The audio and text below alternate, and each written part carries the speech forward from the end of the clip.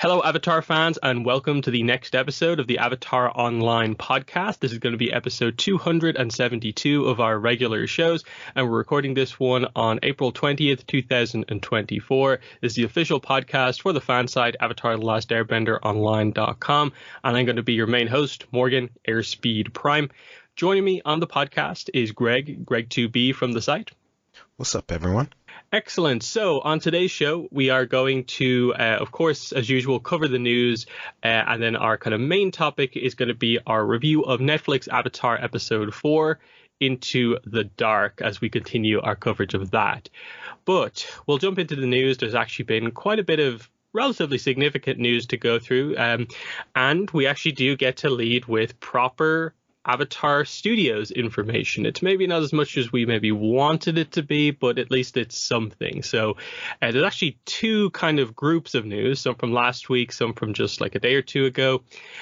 So to start off with, CinemaCon, which is where we were kind of expecting news to come from, we did actually get something. Probably not as exciting as last year where the image leaked out, but officially, I suppose, information did come out here. So first of all, we got a sort of tentative title. It's not fully official. It's likely to change. That is Aang the Last Airbender. So finally, there's a kind of name to put on the movie. Other than that, what they revealed here about this movie was kind of like most of the main cast. So what they did here was that they revealed Dave Bautista is going to be the voice of the villain. Eric Nam is going to be the voice of Aang. Dion Kwan is going to be the voice of Toph. Jessica Matten is going to be the voice of Katara. We had heard that before. And Roman Zaragoza is going to be the voice of Sokka. Technically, I think Eric Nam was the only one they properly confirmed who was being voiced, but I think we figured out through process of elimination who everyone was voicing, and I think they all but confirmed it by the rough way in which the official accounts mentioned this information. So we'll just start with this. We'll get to the other piece of information in a second. What were your thoughts on what they kind of revealed coming out of CinemaCon, the kind of tentative title for the movie, and then some of the casting decisions for the movie as well? Yeah, I mean, I just like that, we're starting to get more information about it in general. The working title, as you said, is probably going to change. I mean, I think almost all the time they change, so I wouldn't be surprised if it changed. But, as the title go, it's fine. It gets the point across. And, it's sort of the standard type of thing you would think that they would at least use to start off with it.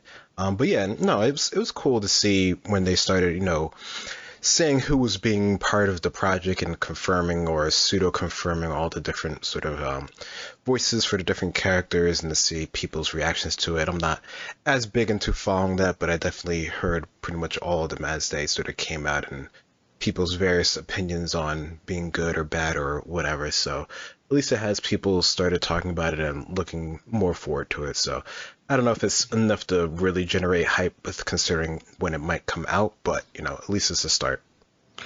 Yes, the title, I haven't really seen too much, I would say, praise for the title. I think people think it's functional, because I think we are going to have a bit of a challenge getting a good title for this movie, because it has to be clear about what it is, but then we can't really just use Avatar because there's another Avatar franchise. And so Aang the Last Airbender kind of hits the obvious things of most people know The Last Airbender as very clearly being our franchise. And then it's Aang specifically. And then, with the visuals of the older characters, I suppose that might make it clear. Because otherwise, what are we doing here? Are we calling it Avatar The Last Airbender with a subtitle?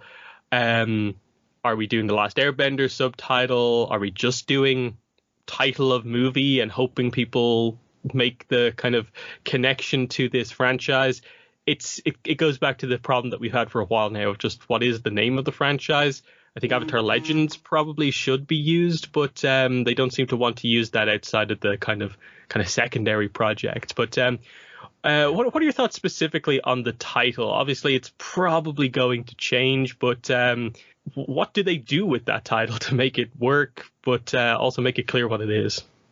Yeah. I mean, I don't know. I mean, I don't mind the idea of like subtitles and having those being underneath the names, but I understand the idea to try to like market it as clear as possible so that as many people know what it is. And I think it's gonna have enough general hype around it that not many people who are going to be interested are going to be too confused what it's about. It's mainly just going to be the idea of like what's sort of the core idea of the story. So it might be better to sort of I don't know, name it more along the lines of what is actually going to be composed of the plot of the story. But they're working on stuff and things like that. And yeah, I mean the idea of the avatar and how that's just a thing that they can't use directly in many different ways. It's just always been one of those things. And I don't know. I think maybe if they were to use one of the sort of main or sort of like titles that they're trying to classify the whole sort of like franchise and world under, that might actually push it into being more accepted, since it would be on an actual movie, and that's usually one of the sort of mainstay type of properties. But it doesn't seem like they're still willing to commit to any of that.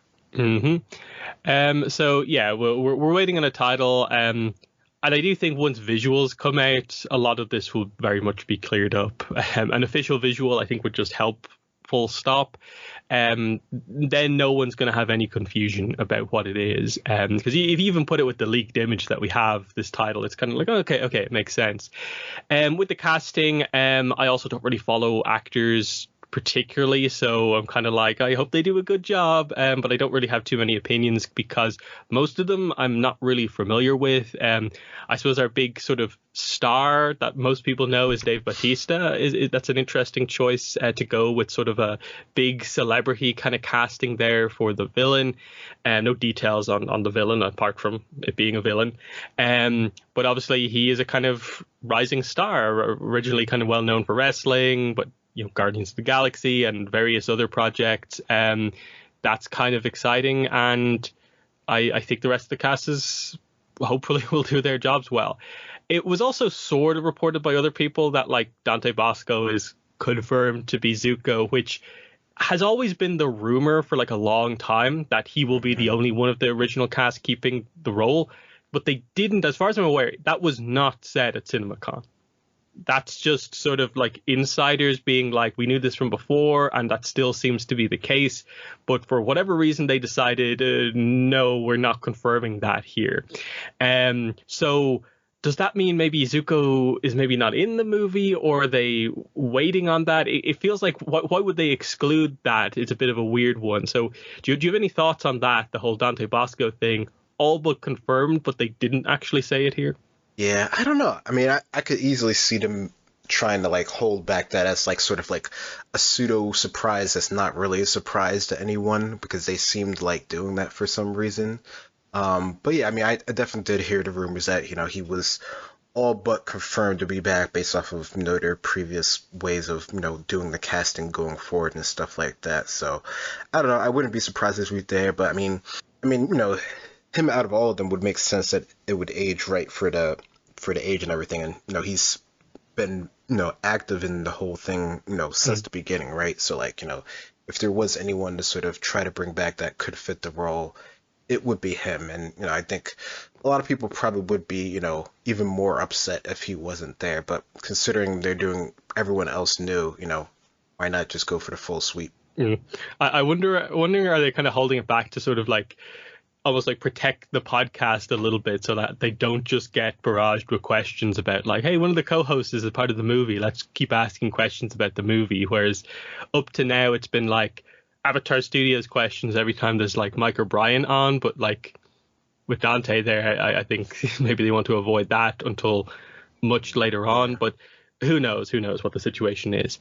But then kind of a surprise kind of coming out of that, because a lot of the reports about CinemaCon just included the October 10th, 2025 date. And there's a lot of questioning about, like, was that restated at CinemaCon, or is that just being brought up because we learned about it like a year and a half ago, 2 years ago? Well, it seems like it turns out that they didn't mention dates at CinemaCon, but they seem to confirm a new date for Aang the Last Airbender the week afterwards. So I'm not a lot of the reporting on this is really weird about like where exactly was this like sourced from. It seemed like this came out alongside a lot of the information about Transformers 1, the new Transformers animated movie, where that got a release date change where it got pushed back by a week, I think September 13th to the 20th. And then they just tagged onto the end of that, oh, also Paramount pushed the Aang movie from October 10th, 2025 to January 30th, 2026. Some sites reported it as January 20th, but all of the dates beyond the 20th are a Friday. And I think the expectation is that they're going with Friday dates. So the 30th makes a lot more sense. And I think that's what more recent sites have gone with.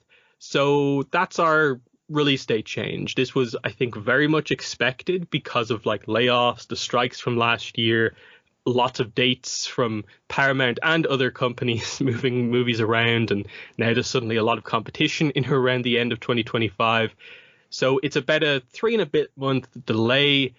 I was expecting much worse. I was expecting the core of a year to probably happen. So this feels like, oh, not that badly affected at all. This almost feels like they're just trying to find a nice clear spot for the movie more so than like the movie's like struggling to be made or something like that. But what are your thoughts on this other piece of news, a release date change for the movie? First time in like 2 years we got an update on this.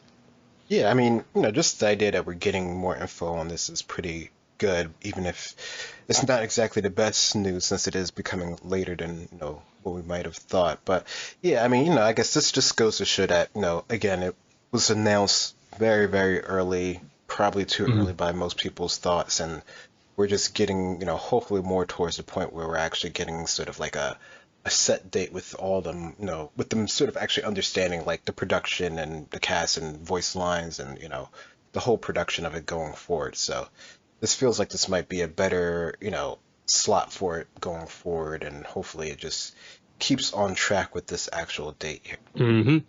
Yeah, there has been a lot of frustration because if you factor everything together, like technically we've had like multiple delays because they originally said within the first 2 years of Paramount Plus, then we were thinking like, oh, it's going to be 2024.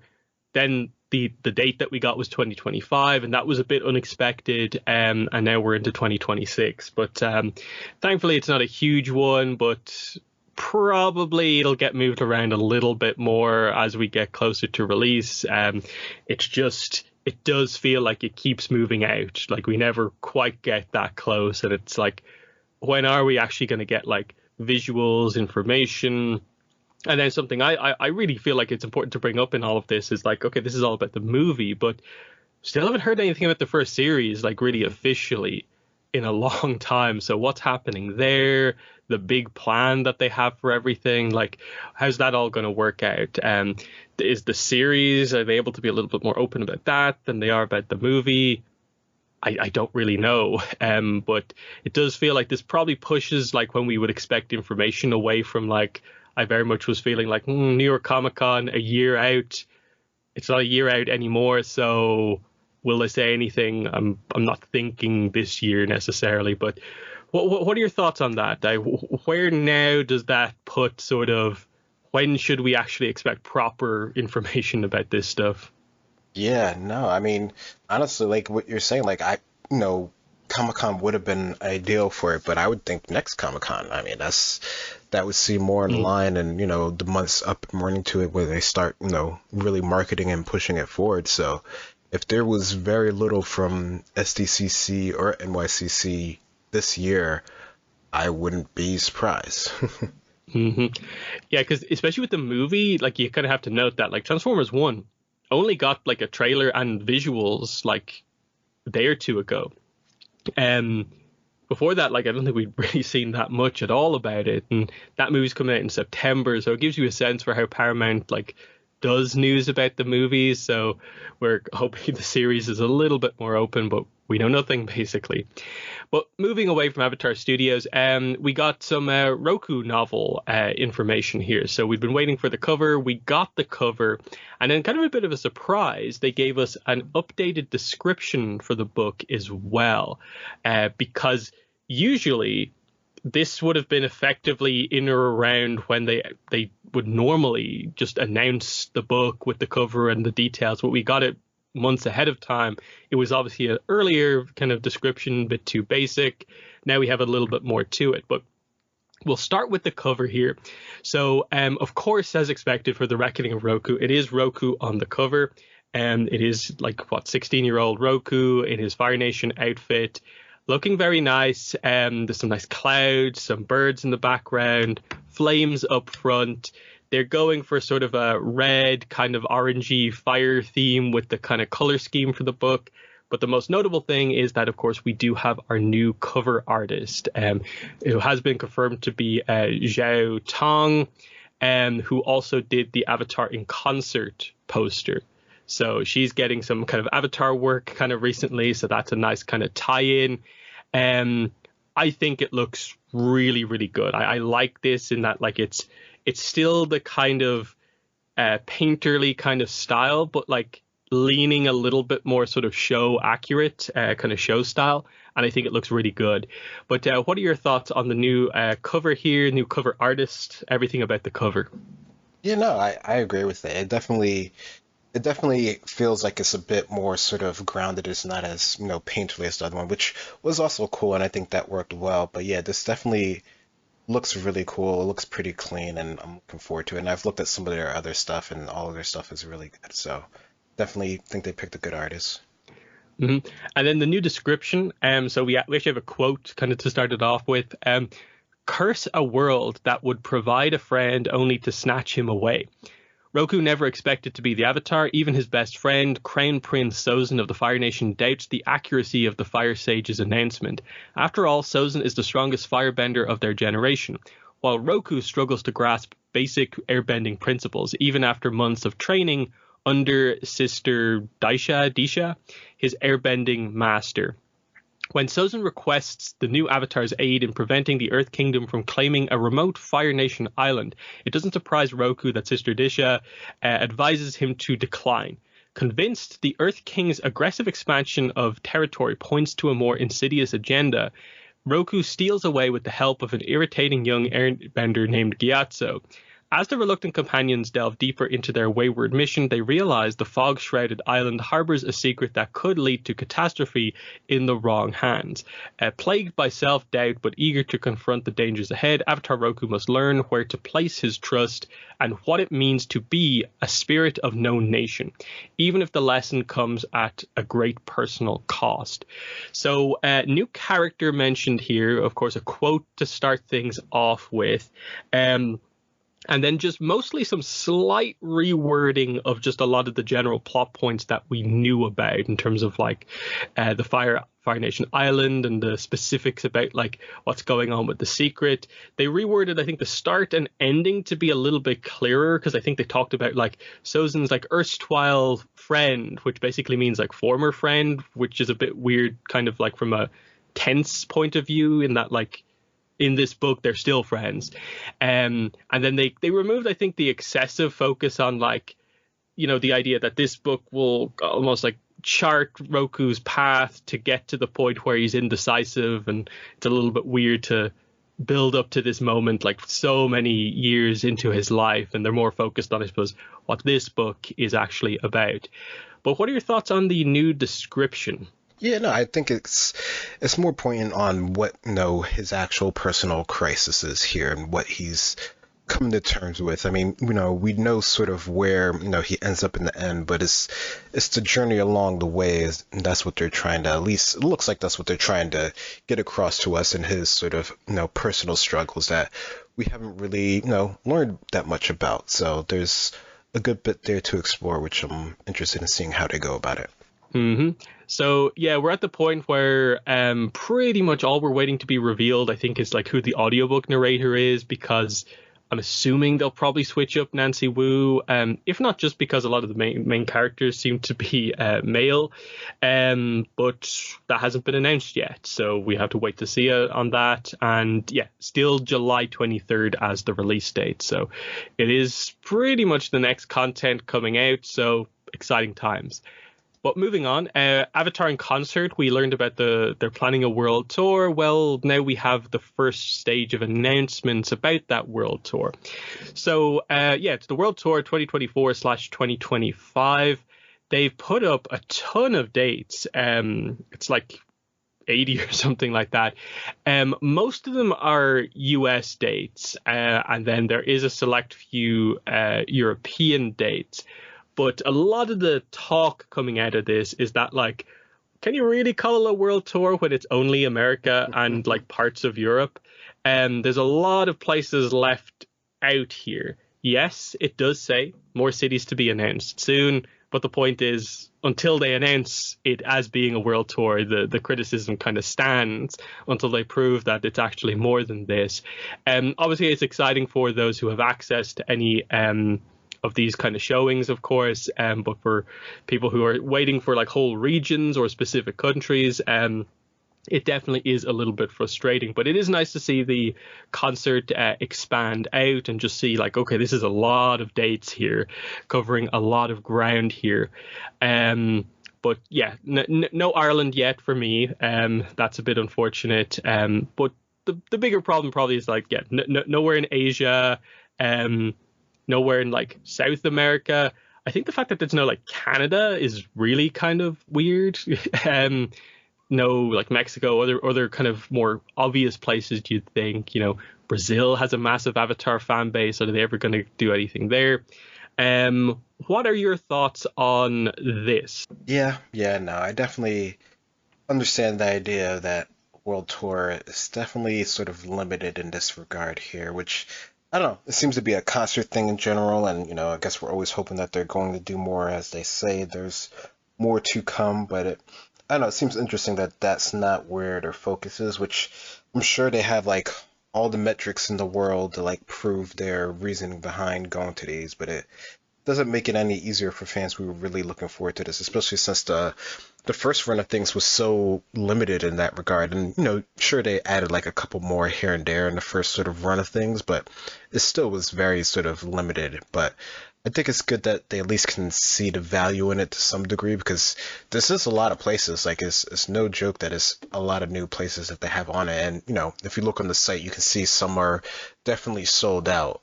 So clearly it's working to some regard. But yeah, until it gets more to other places, there's still going to be a lot of vocal, maybe minority of people that are going to say that it's not anywhere near them, which definitely looks like it's not, everywhere in the world. It is a lot of the top social media comments on pretty much all their posts about this is kind of where it's not rather than where it is. But hopefully when they say there's more, they mean like the same amount as this is going to be announced at a later point, rather than like they'll add in like a couple more here and there, a few extra dates or something like that, though they do say more cities, so that's at least a positive. Next, Fortnite Cross Avatar has come out in full. There is still a couple of weeks left. It's going to end on May 3rd, which is where the Star Wars Fortnite event kind of takes over. So that's an interesting kind of transition. But we've got a few days left of all the Avatar stuff being in the game. So we obviously started off with just Korra and then waterbending being added as like an item in the game. Now we've had the Aang Battle Pass added, the characters coming into the shop. So we have Korra, Aang, Avatar State Aang, Katara, Zuko, and Toph. They're the skins that we have in the game. There's a couple of emotes and all these different kind of items that have also been added in. If you play, some of them you obviously have to buy in the item shop. Some are available as part of the standard battle pass, the chorus stuff. The Aang stuff is through the special Aang event pass. And then the significant stuff that they've added to actually change up the island is that there's now all 4 types of bending as mythic items in the game, which is very exciting. And there's also elemental temples on the map, which is a really obvious place to get the bending from. And they sort of, for the Avatar event, took out a lot of the Greek god themed items and replaced them for now with the Avatar items. So it's kind of switched up the way the season kind of pans out. But it's exciting. I've been doing some streaming of it, and I think a lot of people are enjoying this, if not just because it's getting to play as Avatar characters in a game that like plays well and looks good, and it's showing sort of the potential of kind of what Avatar could be, even if it's not like absolutely 100% like Avatar-y at the best it can possibly be. But what are your thoughts on what you've seen so far of the Fortnite Avatar event? Yeah, no, from what I've seen from everyone, and I've seen some of your playthroughs too, it seems like people are really enjoying it. They're, like I said, everyone's really, seeing how well, the characters can work. And, we're not doing any sort of story bits or anything like that. This is literally just, pure combat in terms of how they're using them here. And from what I can see, it looks like it works pretty well. Like it integrates well. The earth bending, the fire bending, water bending, everything seems to be working pretty well within, the system that they have set up with it. So I think they did a really good job of integrating into the game, and everyone's having fun with the memes and everything else online and stuff like that. So it seems like it, as far as we can tell, this is like the best implementation that we've had of airbending and Avatar and all the elements sort of in one contained system, right? So it definitely, like you said, it shows the potential that it can have in sort of this sort of engine here. So hopefully, they're taking note of this. I mean, in theory, from what we've heard, they're already in development of some things. Hopefully they're more along the lines of this than what we've had in the past for the most part. But yeah, no, I definitely think as well, it's too bad that it's not sort of longer term or anything like that, or it can be used in some other fashion, but it's cool to actually see it. So yeah, and I think that the bending items are like a good example of like, yeah, it is some of the best bending implementation we've seen in a game like ever, because of the kind of unique way in which they're all done. Like water bending, which we've had for a while now because it was introduced with Korra, is interesting because on one hand, it's kind of one of the more standard ones because it sort of plays kind of like a submachine gun, like that fires like as a burst, as in you're kind of shooting out bursts of icicles from this kind of water ring that you have around you, and you kind of reload by doing this kind of like jump into the air. But then they added in like an extra little bit where like you swim faster in the water when you have water bending, and you heal. You not your shield, but you heal your actual health if you equip it while you're in the water, which I think is very cool.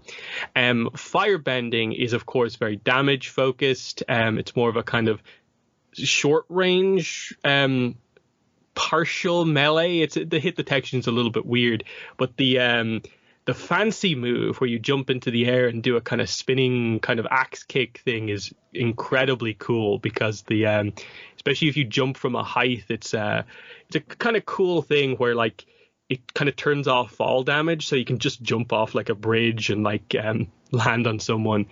Airbending is pure movement, where you jump on the air wheel. That's what they do. So it's Tenzin's air wheel. And it's just full on like unlimited movement. And it's not just fast, it goes up walls basically effectively. Once it's not like super, super steep, you have a standard jump and then like a big airbending jump. Obviously, it's not really offensive necessarily because you can, if you jump next to someone, you send them flying into the air. But I don't think it deals fall damage, but it just disrupts them. And then earthbending is you have a standard kind of rock chunk that you fling. It does decent damage, but the main significant thing here is it does quite a lot of damage to buildings and stuff like that. And then you also have a kind of barricade that you can put up, which is pretty nice as well.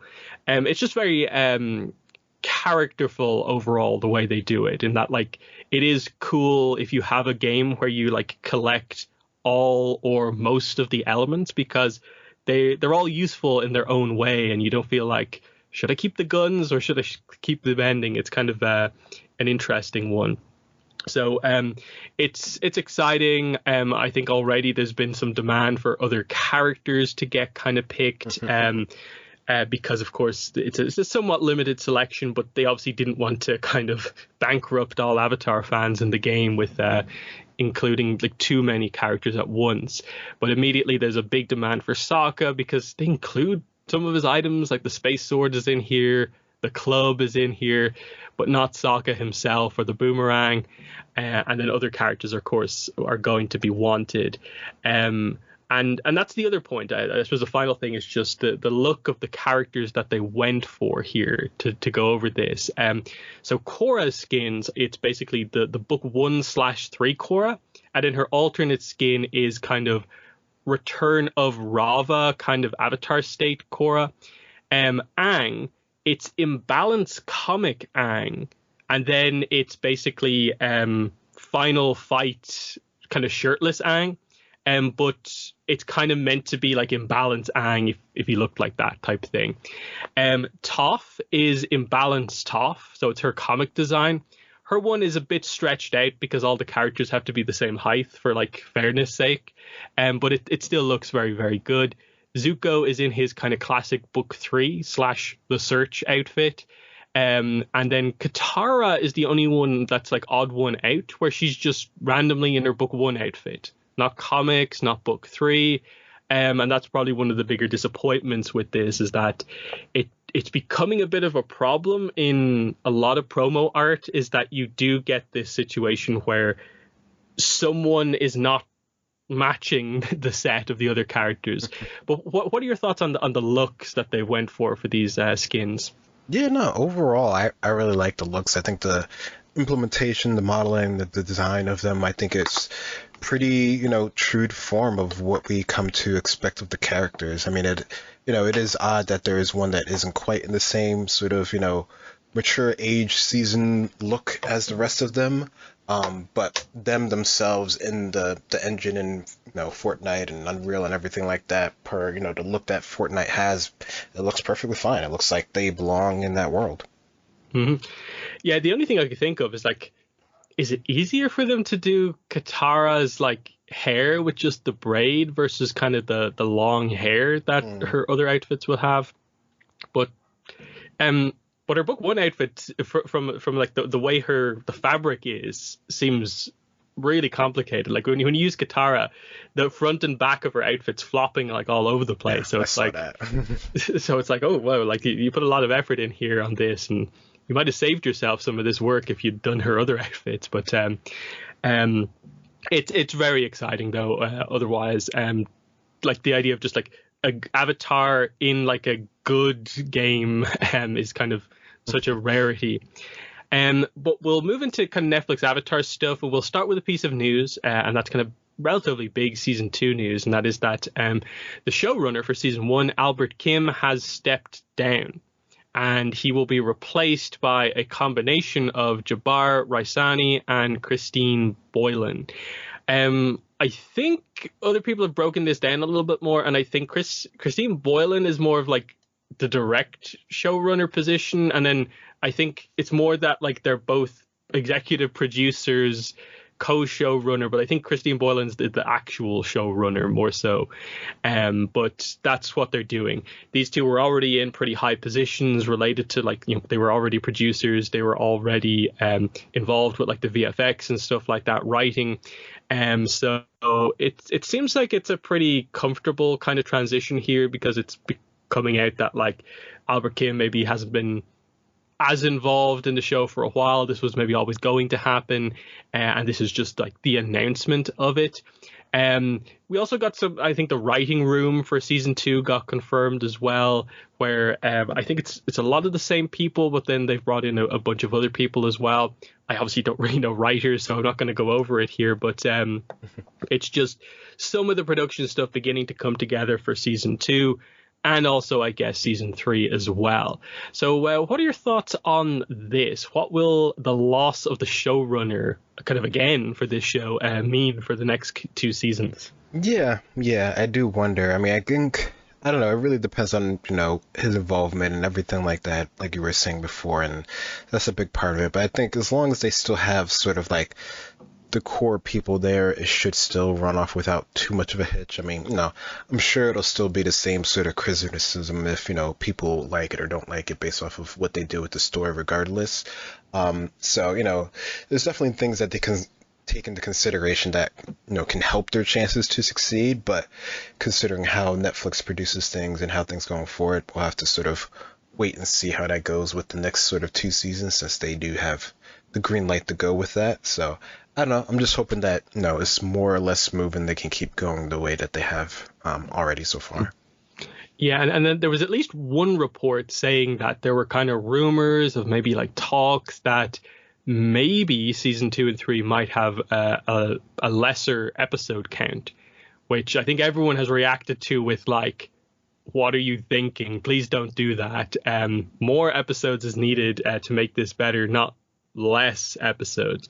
I think there's your big problem, more so than like creatives changing. It's like if you give them less episodes for book 2, that's where, like, no matter how good the writing is, you're never going to get around that you have like much less time to do anything with.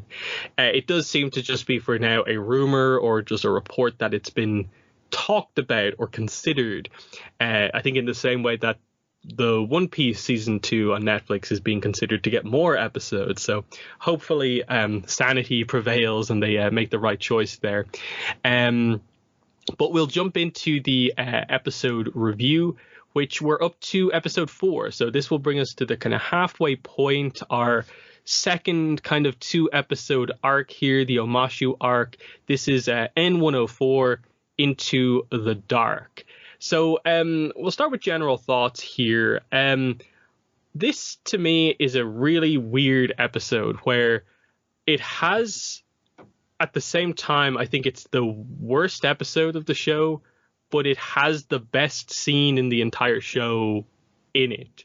That basically the Zuko Iroh stuff is good, very good, but the gang stuff here is definitely the show at its like worst. It's not like awful. It's just, this is clearly where adaptation things come into play. You're changing things. Why are you changing things? I'm not sure you made the right choice here. This is where a lot of the real like head scratch moments to me come up with the show. But like I said, I don't think it gets to a point where it's so bad that it's just like absolutely terrible. I still maintain the show is mostly solid across the board. This is just where it kind of stretches things a little bit more into some of the negative departments, which is noticeable because they're capable of doing some excellent scenes at the same time. But what are your overall thoughts on Into the Dark?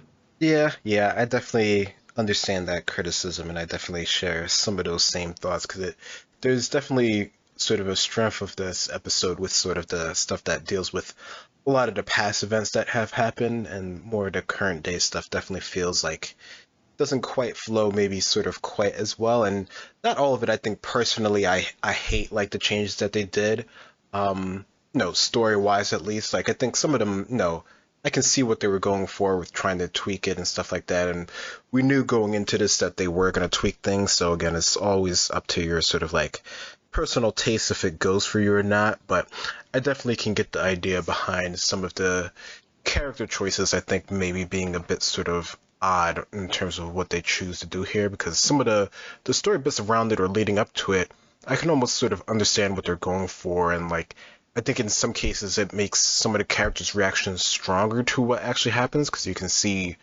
why they act that way. But on the flip side, and especially unfortunately knowing the sort of source material, it kind of begs to differ. Might there have been a better way to do it if they had a different sort of constraints on their time or budget or whatever other possible reason they could say for what they chose to go the way they did.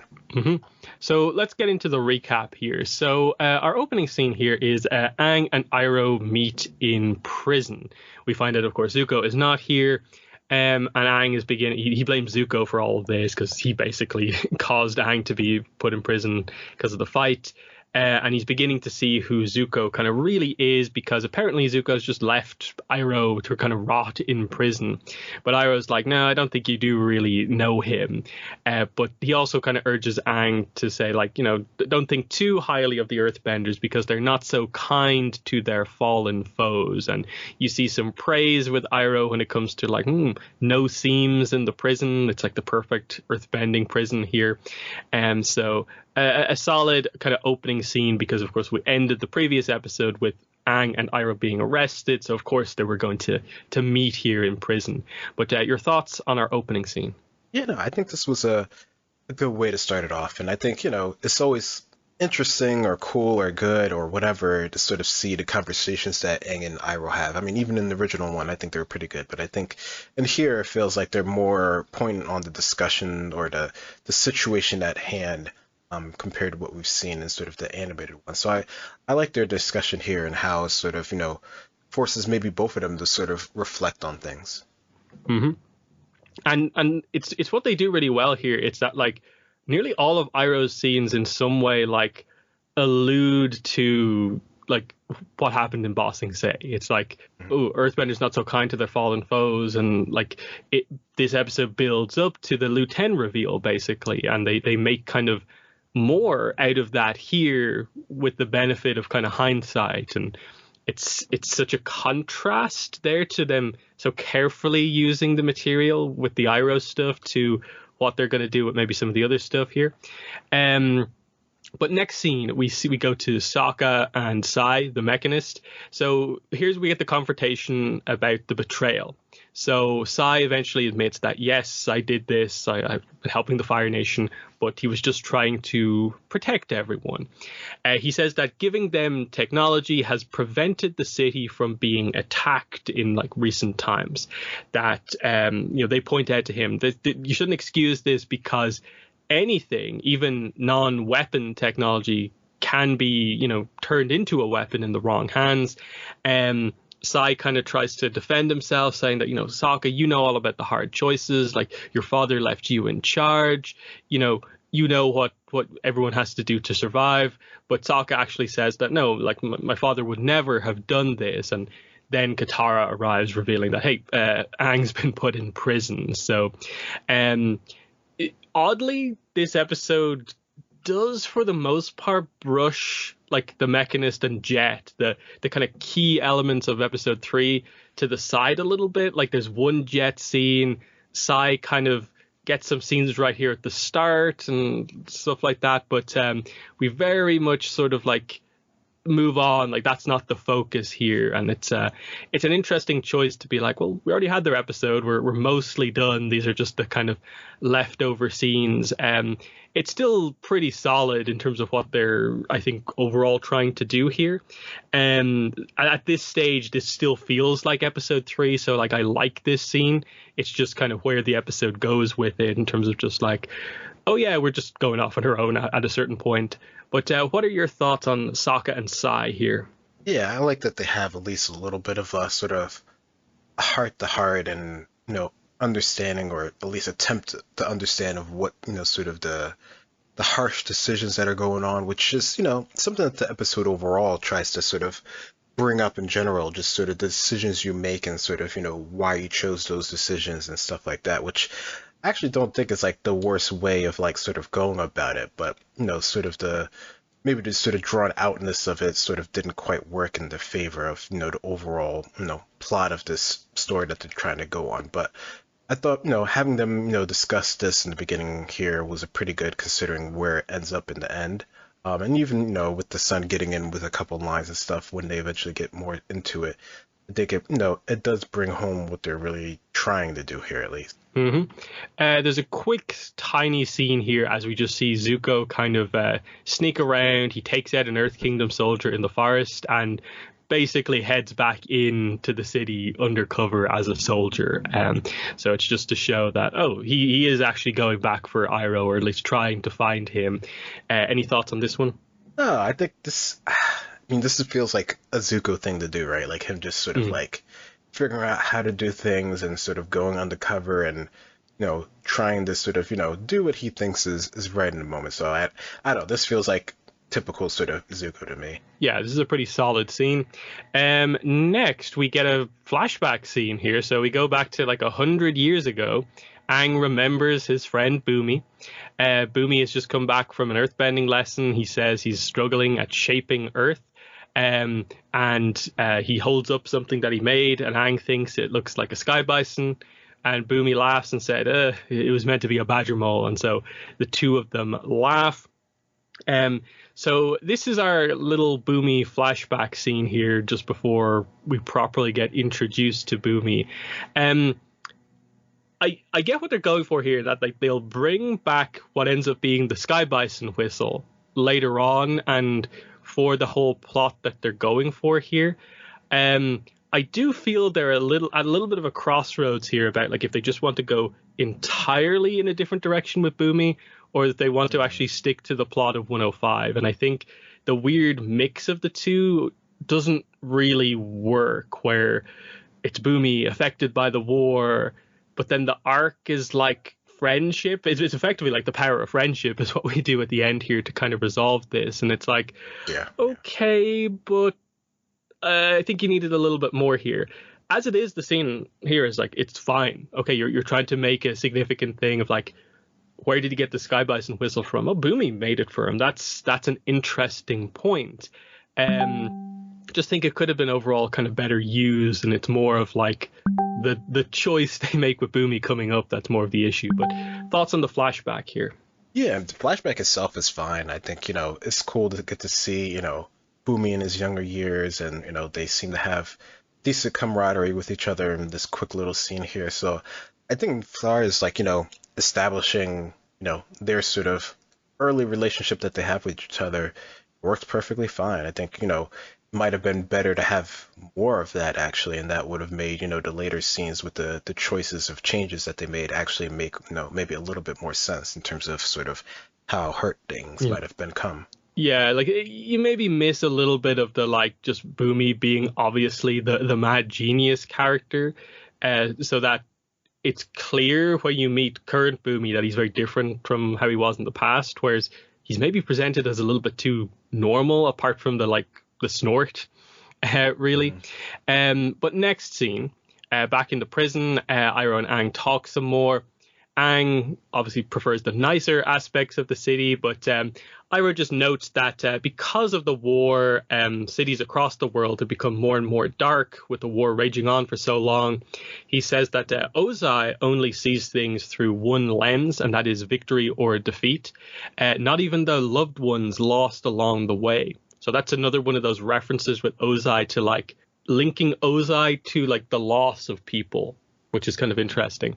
And then Iroh says that for Zuko, victory is winning his life back. It's not really about the war for him. But Aang says that, hey, Iroh, you could show Zuko that is not the way, that, he owes his uncle that much. But Iroh actually says that, no, it's I who owe Zuko much more in reality. And this is a nice setup for like, oh, what did Zuko do to help Iroh so much that Iroh's now doing so much to help Zuko? So the Iroh stuff continues to be quite good. There's a nice little tease potentially of depth with Ozai in this, and it's just more presenting the idea of like the effects of the war on the world, with basically like Aang remembers a more peaceful world, and it's a very affected world by the war at this point. But your thoughts on this scene with Aang and Iroh? Yeah, no, it's a good scene. I like them, again, them talking with each other. Anyone talking with Iroh really is usually pretty good for the most part. But yeah, it definitely feels like this is a scene where they're trying to, at least for us as the viewer, sort of establish that this war is really bad. It's really taking its toll. Aang doesn't really understand it still. Like, we're trying to get it into his head. Which, I don't know, I think, for the most part, this version of Aang seems to be more on the line of, sort of understanding the war. Maybe there's a couple beats here and there where maybe he doesn't quite get as much, but definitely feels like, for the most part, this Aang is rather grounded. So, I don't know. I don't know if all of this necessarily sort of drilling at home sort of the ravages of war, which I think we're pretty apparent even in the last episode, to Aang is really, maybe the best way to go about things. But I do like the discussion that they have. hmm Next, we have the Mechanist's reaction to Aang being in prison. He thinks that, oh, well, that means Aang's gone. We're not going to get him back. Teo brings up the tunnels, the secret tunnels, the legend of the city. The Mechanist reveals he has seen these tunnels. He knows where they are, but he says that they're unstable. Spirits guard them. And he eventually, like, reluctantly agrees to help. They do kind of need to convince him to act in a way where, like, we're going to break in, we're going to get Aang out, and it's just forcing the Mechanist to act, basically, and not just sort of protect. Not nice enough scene, kind of moving the plot on. Teo gets a little bit to do here, like mentioning some of the legends of the city. He kind of knows them or remembers them mainly. But your thoughts on this quick scene?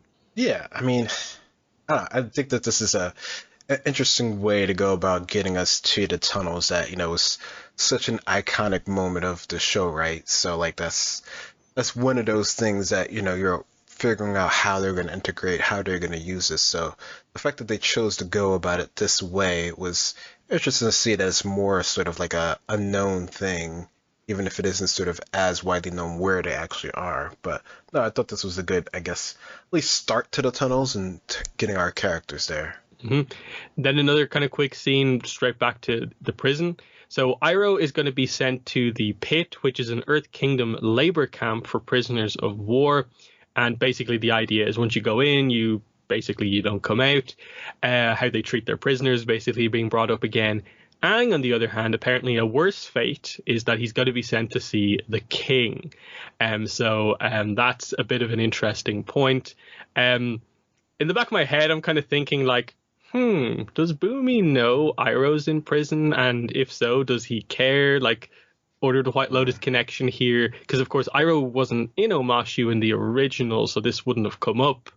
But it kind of it feels like, is it just that this characterization of Bumi doesn't care, or what? I get it. There's stuff like this that happens in the sense that, like, Iroh's in around another water tribe in the original show, but he doesn't go over to meet Pakku secretly, that sort of thing.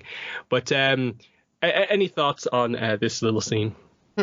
Yeah, that is something to keep in mind of. I mean, I wonder how they're really going to do that full implementation here. I mean, it's such a quick scene, and, I don't know how long we would consider him to actually be in the prison, but I mean, you would assume that, the king would know who's there, especially someone as high profile as Iroh, potentially, unless it was really kept on sort of like, the hush hush where they try to indicate that was like a thing with the guards that do take him to the pit. So maybe he doesn't. I don't know. I see that hard thing, but I don't know. If he is part of the White Lotus, would he have done anything different to that regardless, considering everything that's been happening in the world? Or maybe the Order of the White Lotus doesn't operate the same way as what we sort of think it was before? Because, I mean, that whole sort of idea of them sort of being in cahoots and sort of knowing things, and I don't know. Maybe that doesn't sort of quite work out in this world as it did in the original animated series. But it's a quick scene here. Yeah, they do seem to, I think, go for the idea that he's not immediately recognized, and it's only the captain guy in the coming scenes who actually like recognizes that it's the Dragon of the West. But we'll move on. So the Mechanist gets a secret message from his Fire Nation contact. Sokka urges him to basically give up the contact to the authorities, basically like betray them and help the city.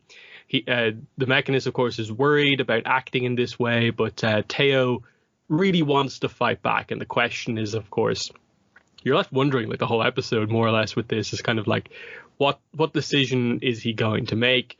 You pretty much know what he's going to choose, but there's not a lot of the Mechanist after this point. But it's a nice enough scene just to highlight that he's trying to protect himself and Teo, but now he's being urged to, like, in a way, do a bit more of a risky thing, but the right thing. And is he going to make the safe choice or the right choice is the idea here. But your thoughts on this? Yeah, I mean, I don't know. I think they're doing, I guess, a pretty good job of making him seem sort of like conflicted and stuff like that. But I think for the most part, you can tell, especially with how Teo reacts to things, that he's, more or less aligned on sort of the better side of things, which, I guess is just another way of them showing, sort of the the conflicts of the world and how that can sort of change you in different situations. So yeah, no, I think it's a good way to at least, I guess, start him on his sort of like pseudo redemption, right? Hmm. Then Aang is brought before the king. This is King Bumi, of course, and immediately the reveal comes out. This is Aang's old friend Bumi, so we're not lingering on this at all. It's just straight away revealed. We basically get straight down to business when it comes to like, wait, how are you alive? And he basically is just like, yeah, clean living, look, that sort of thing. Like, there's no real reason given. It's just like, hey, I've got this far. And it's just the idea of enigmatic kind of Bumi ordering people around. He's a little bit meaner than like original Bumi in terms of just ordering people around. But there is going to be a feast here. So we still get some of those kind of jokes, just with a slightly different sort of tone here, because Bumi is more kind of hardened here compared to the enigmatic kind of mad genius that he is in the original here. But it's mostly like, okay, it's slightly different, but it's fine up to now. I think more of the problems are the later issues when he starts criticizing Aang. But so far so good. There's some Flopsy statues in the background so they don't have to animate actual living Flopsy. But thoughts on the proper debut of Bumi here? Yeah, no, I thought this was interesting that they just sort of came so quickly to it. And I don't know, I think in some ways, the later parts, I can understand why they sort of, revealed him so early rather than have, sort of Aang sort of like guess a bit. And, it definitely like sped up the process, right, in terms of the whole sort of like reveal situation here. But yeah, definitely, I mean, the whole show overall has sort of a bit of an edge to it, right? So the fact that, this sort of version of Bumi is a little bit sort of meaner, a little bit more direct in his sort of commands to his subjects, almost seems sort of, to go with sort of what they've sort of established in this world so far. Now, is that necessarily the best way to go about it? And, are we as people who know the original one, sort of as sort of attuned to that? No, probably not as much, which is probably why we saw a lot more criticism on sort of Bumi's sort of character, especially with what happens later on. But I think at least for the start here, it's okay with what they're sort of trying to go for here. Mm-hmm. Then we get the one and only Jet scene in the episode. So Katara encounters Jet. He is upset that she betrayed them. She responds that, I protected innocent people. She says that, not everyone is the enemy. That's her main point to Jet. He thought that she was on their side, but she argues that Jet has forgotten what he is fighting for and that he has let bitterness fill his heart. He is not fighting for those he loves. He's fighting against those he hates. Like the firebenders are, basically. He tries to grab her. She throws him to the ground and then ices him to a cart before leaving. So kind of like we talked about, I think, in the last review, it's this idea of, because of the changes with Jet, where they have him targeting, like, obviously innocence, but then also innocence from his own nation, versus in the original one where it was like just normal Fire Nation civilians. He's in a slightly more extreme situation, and so there's maybe not as much nuance to it, and I think some people didn't like that because it just overdid the point and took away some of the nuance that was there.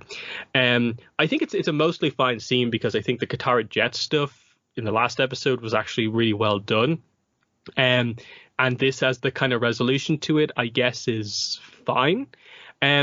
I just find it interesting that it is the last scene. Like, there's no obvious setup for, like, you see him leaving on his own or with the rest of the group to set up, like, a return later on in Ba Sing Se. It's just, no, this is where he's left. And it's not like he's going to die or anything. It's not like it's the end of Jet. But, like, there's no setup for a pretty notable returning character who we're expecting next season to interact with, like, Zuko as well as the gang, and, like, Dai Li brainwashing stuff, and like a big impactful death scene we're expecting next season. But what are your thoughts on the end of Jet for the season? Yeah, I don't know. I wonder if we're really going to use them as much going forward. I mean, they have some connection, Katara and Jet here, but it doesn't feel like it's as strong as it was in the original one. So would it be as worth to sort of keep him around in that sort of same capacity? I mean, the whole group, of the freedom fighters, I think is definitely worth having around in some sort of form as just another sort of like, younger group of people that are sort of fighting against sort of the current establishment. So I think, it's good to have them there as sort of a counterpoint to our, current sort of group here. But in terms of, Katara and Jet and their sort of, thing that might have been, is that as valuable, going forward? I mean, they do get like, one mention later on when they're in sort of the tunnels, right? But other than that, there's nothing really more to him and, his character. So I don't know. It definitely is something to wonder. This scene itself was, pretty quick, but, we did have a lot of time with him in the last episode. So it might have been worth it to sort of get this sort of, out of the way so that they can move on with what they actually have to deal with in this episode. Yeah, so effectively, like he served his role in terms of like someone that she kind of formed a friendship with, potential romance, who then completely broke her trust, and it's kind of meant to be the setup for the idea of like why she's so against Zuko joining, like an equivalent thing happening. Like she tries again, and it happens again, and part of that is informed by the Jet situation as well. So at least they've done this stage of it. It's just, yeah, we'll see if he comes back, because I think people like the actor, like the portrayal of Jet for the most part. Given that he's in season one a one episode character, what they did in episode 3 was pretty decent. But then we go on to another quick scene here. This is Zuko arriving into Omashu. He finds out Iroh has been taken to the pit, but that Aang has been taken to the king. So they set up a little bit of a choice. Is he going to go after the Avatar or after his uncle? And what choice will he make? And we, of course, know it's going to be going after his uncle. So I like that little thing that they do linger on the idea of, I think the guard literally asks him, so what are you going to do? And it's basically like more of a character thing rather than what are you doing on the job. But any thoughts on this scene with Earth Kingdom soldier Zuko? Yeah, well, I mean, the outfit is funny just to see him in that. But no, I think it's cool that we give him like, an early choice to choose, which way he's going to go, and then we get the later choice later on what he's going to do. So I think that's cool that they're like double enforcing that, he really is sort of, working to help his uncle, right? Like that's his goal now, despite, everything else that could sort of hope and change his life, right? Mm-hmm. Then we get into some of the more controversial stuff with Bumi. So at the feast, Bumi continues to make his wonderful, awkward jokes, but it's revealed that he's sort of testing Aang to make sure it's actually him by like, again, bring up the whole idea of like, oh yeah, of course you don't eat meat. Yes. And Aang's a bit like, wait, what? Why are you testing me? Then suddenly the kind of tone shifts a little bit. Bumi gets more serious. He highlights like Aang's 100-year absence, as in, wait, Aang, how are you alive? And so the iceberg obviously has been explained a little bit off screen. And so he highlights, yeah, you've been gone for 100 years. Versus the world has faced 100 years of war. Aang talks about how like it wasn't like good for me because the air nomads, like my nation, was wiped out, and that soon the waterbenders will be if I don't get to the Northern Water Tribe. But we just kind of brushes these concerns aside, and then Aang asks him like, "Do you not care?" And then, of course, Bumi gets really angry at this, and it's just like, I've been fighting the same fight for 100 years. I've watched the world burn, basically. And he points out that, Aang, you may be 100 years old, but you haven't lived for 100 years. And Aang just says that he can't believe that Bumi has lost hope. And Bumi's like, oh, I'll take that as a challenge, and I'm going to now challenge you to my trademark challenges. And it's an interesting one because it's another character confronting Aang over not being around for 100 years. But again, as we've kind of pointed out, one, Aang didn't run away in the first episode. It was kind of an accident of circumstances. And then I don't think pretty much anything he's done in like any of the episodes has really suggested that he's not really taking his role as the Avatar seriously. Pretty much once he reveals himself as the Avatar in like the first episode, he's not like backed away from anything. And in fact, in the previous episode, made the specific decision that like, I'm staying here in the city to fix this issue. Then we're going to go to the Northern Water Tribe. And so it's like, what point is Bumi kind of making here? Like, he's reacting to stuff that like Aang actually hasn't done. Like, I get the point that they're trying to do here with Bumi as the 100-plus-year-old king who has experienced every single year of the war. That's the unique dynamic that they're going for here. But I think without a flashback to really show what he's faced at all, it's kind of just the generic point that we all get, which is just like, war bad. Okay. Like, you needed to actually, I think, show this if this is the arc you're trying to do. And without doing it, it just feels like they kind of cheated a little bit here of just like, okay, I have to give you 100 years of war. That's very serious, but you actually didn't really do any details here with establishing this change of character. Not to mention, Bumi is such a unique character. It's like, is this the right character to do the affected by the war kind of arc when it kind of feels like all the avatars have kind of been affected by their bad decisions? A lot of other older characters kind of feel roughly the same way about the war. Does Bumi have to be exactly the same? Definitely have some issues here, and I think Bumi's characterization has been a pretty, standard point of criticism, I think, with the series from a lot of people.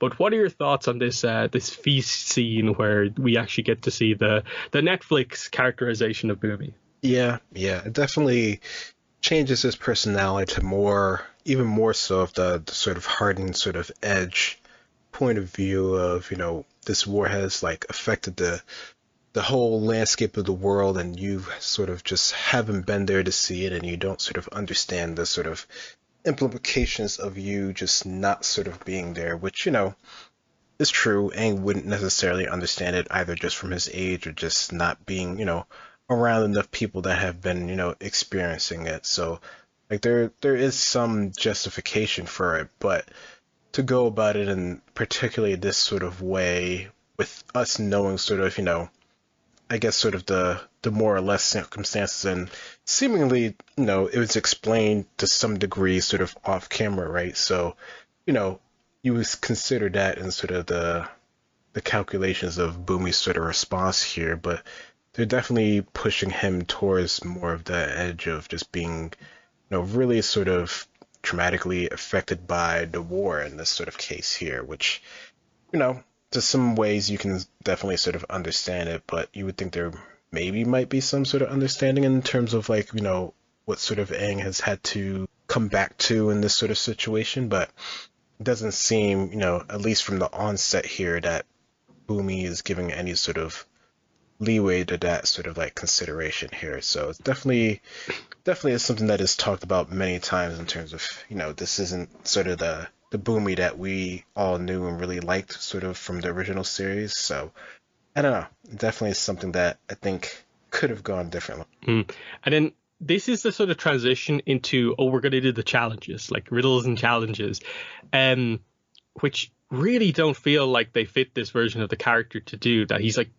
properly now testing Aang, but as we'll see, like a lot of the tests, there's not really much to them. And then he is now the one sort of in a way now responsible for meaning Aang can't really do his role, because he's keeping Aang effectively prisoner here to do these challenges, when otherwise Aang just does want to leave and go to the Northern Water Tribe, because they've mostly solved the issue in Omashu. So Bumi is restricting him from doing that, and it's this weird situation where it's like Aang just wants to do his role, and you're stopping him here to test him and like to prove that like I have been affected by the war. Like there is some weird logic here as well, because they're trying like, we're doing Bumi stuff, we're doing the King of Amashu, so we have to have the challenges, but you removed the part of Bumi's characters that kind of in a way justify the challenges.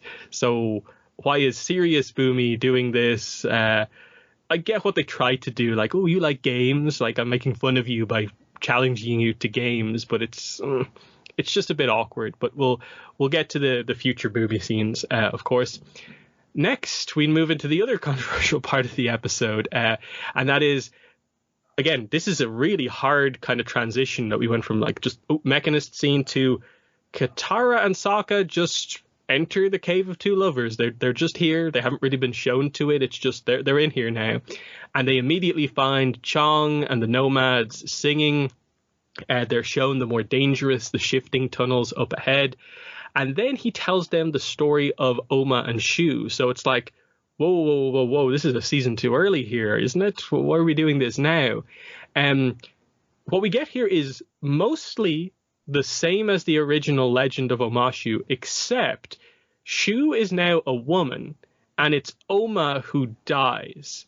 But we still get the same general idea of love is brightest in the dark. And so Sokka and Katara head into the tunnels because it's going to be through the tunnels that they find their way into the palace. So they've basically changed the location of the tunnels from being like the tunnel that basically gets you into Omashu to now it being an interior tunnel in Omashu that goes into the palace. Again, it's just weird. Like, this is one of the weirdest decisions to bring an episode forward from a whole other season. And then the legend, I don't mind the slight changes that they make, but it's also like, why? Because it doesn't really change anything. It's just a change for the sake of a change, and it's like it doesn't mean anything, but it also at the same time means a lot, because it's like you are just kind of meddling here by making these changes, and is there any meaning or not to them? And this is where it kind of comes across as like you're so careful with the Iroh stuff, and then this just feels like it's thrown together completely, because while there's maybe one good Katara Sokka scene that we'll get to, this plot point doesn't really feel like it needs to be here, like, at all. And then I don't know what this means when it comes to like the start of season 2 and what they're planning to do when they get to like this equivalent point. So it's one of these things where like it's fine. Like I think Chong and the Nomads, it's like a nice portrayal of them. It's just, why now? I'm not a big fan of the whole idea of, we had a plot in the last episode, get to the palace, we're going to use the delivery system, now let's do this other thing to also get into the palace. I get it. He's not just going to let them in, but at the same time, I'm like, Katara, you saved the king's life. I think you should be allowed an entrance into the palace. Like, that could have been like the plot point. Katara's invited in because she saved the day or something, rather than this. What are your thoughts on this? Chong, Cave of Two Lovers in season 1. Yeah, definitely. I mean, considering how it worked out before, it definitely feels like an odd sort of choice to go about. I mean, I don't even necessarily, mind that they have to find some sort of like, alternative way into the city. Because I mean, they've done that in the original ones. So like, there's ways that they've tried to figure out how to like get into places that they don't necessarily have access to. Would it have been better if, they did have an audience with the king and stuff like that? Yeah, that would have been good, but I feel like if they did that, then there would have been like an earlier discussion of, oh, you have the airbender, he's our friend, and, that's kind of a weird thing to have them locked up. So it doesn't really feel in this sort of instance that, Katara and Sokka had any sort of interaction with the king when they were outside, saving his life. It's just like they did that and like they just took the king away and like hid him away. Seems kind of odd that they wouldn't investigate it a bit more. Like, there's people that did that, so feels like there's a bigger thing there that maybe they just sort of missed or just didn't choose to sort of like cover for the sake of whatever writing reasons. But yeah, I mean, the secret tunnel itself, I mean, it's not like the worst thing. It kind of makes sense that it would be a way to get in there. The story itself I thought was fine, other than, they changed a little bit of it, like you said, but the way that they went about illustrating it, I thought that was cool to see how they chose to show it. So I did like that. And yeah, the nomads are fine. Like, they're as odd and, interesting as they were before. So they did a a good job with them and, getting Sokka to get involved with it in the beginning, which is, a funny thing to sort of see here. Um, Mm. would have been cool if they were more involved with the tunnel. I don't know, but they make it seem sort of such like a ominous and scary thing, right? So like that's kind of like the idea that they're going for with the whole sort of series in general. So it's a scarier thing than what we've seen before. So it decides to go a different sort of route here. But yeah, I don't know. It does feel kind of odd that they had it up here this sort of early here, even if it doesn't bother me too much that they're using it as far as just like a random plot point. It's more maybe more so how they choose to use it directly is what sort of gets to me a bit more. Hmm. Next up, we get into some of the stronger material here. As Iroh's being transported to the pit, the Earthbender captain in charge reveals that he knows who their prisoner is. It's the legendary Dragon of the West, who laid siege to Ba Sing Se for 600 days, Iroh. He punches Iroh in the stomach and notes that there'll be time for more of this along their journey. And while he's kind of down dealing with the punch, Iroh leaves behind his lotus tile. So they do include some teases of the whole White Lotus tile meaning something here. This is mainly the way he's going to get like Zuko to find him. This is the replacement for like the sandal kind of type thing, basically. But it works because we saw him pick it up in the previous episode. I think the later scenes are better. This is mostly just the setup, the build up to it. But I like this as the first proper mention of like, okay, Dragon of the West, Ba Sing Se, the siege, and just Iroh being a little bit sneaky here. But what are your thoughts on this scene? Yeah, no, Iroh does a good job at being sneaky for sure here, and definitely is, it's interesting to see this sort of initial sort of reaction from, at least this one sort of captain that sort of knows the true identity, which goes along the lines of what we were saying before, where, maybe not everyone is, sort of as privy to who this, character, this person they haven't changed really is. So maybe there's a reason why it sort of turned out the way that it did turn out. But yes, it's cool to see him to leave the towel behind, another sort of hint to a bigger order, we hope, in terms of what they're doing here. Mm-hmm. Back to Aang and Bumi. Bumi tells Aang to not go north because the Fire Nation is all over the north. Aang still plans to go, and so the advice here with relation to the first challenge is that the best path is not always the direct path. As Aang just walks along this narrow corridor that they're both in, and because he walked through the middle of the floor, Genomite crystals suddenly encase him, and he has to break out of them. He walks forward again, gets covered in crystals, breaks out again, and that's the end of the challenge. Bumi's just like, yeah, there's no easy path as the Avatar. I'm just playing games just like you used to, and it's just like, okay, Genomite. I think that it looks cool visually. The Genomite stuff actually looks really cool.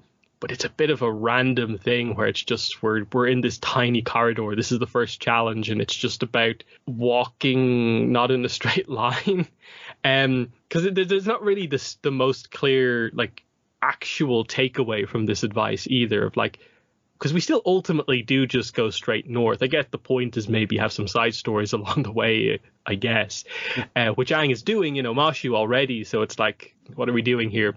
Because we still ultimately do just go straight to the north in the end. So it's an odd one in terms of just like you're doing the challenges because they're in the episode, but your other decisions don't really require the challenges except for the fight. So what are they doing? But your thoughts on Genomite here? Yeah, no, I think I more or less agree with that. I think in this case, especially since they're sort of like speeding things up regardless, I almost wish that they did just sort of jump to sort of the end sort of trial here, because this, like I said, this one is so quick, and yeah, there's a point to what he's trying to say here, but I feel like he kind of already sort of like stated this directly and sort of driving it home with this sort of really quick test, which, Aang doesn't really think about that much in doing. Like, he just blows away the Genomite, right? Like, it's not like he's learning earthbending a little bit or anything like that, or, it's really, having to sort of, think too hard about things. Like, even before, like, there was, like, a whole reason of why, the Genomite was there, and it was creeping and there was like sort of like a danger to it. And yeah, there was like some of that here, but like it didn't really feel as, sort of impactful as it potentially could have been, if they maybe either used more time with it or something like that, which I know that's like the running thing is that they don't have time, but I don't know. Yeah, like it's a question of like, what was I meant to do here?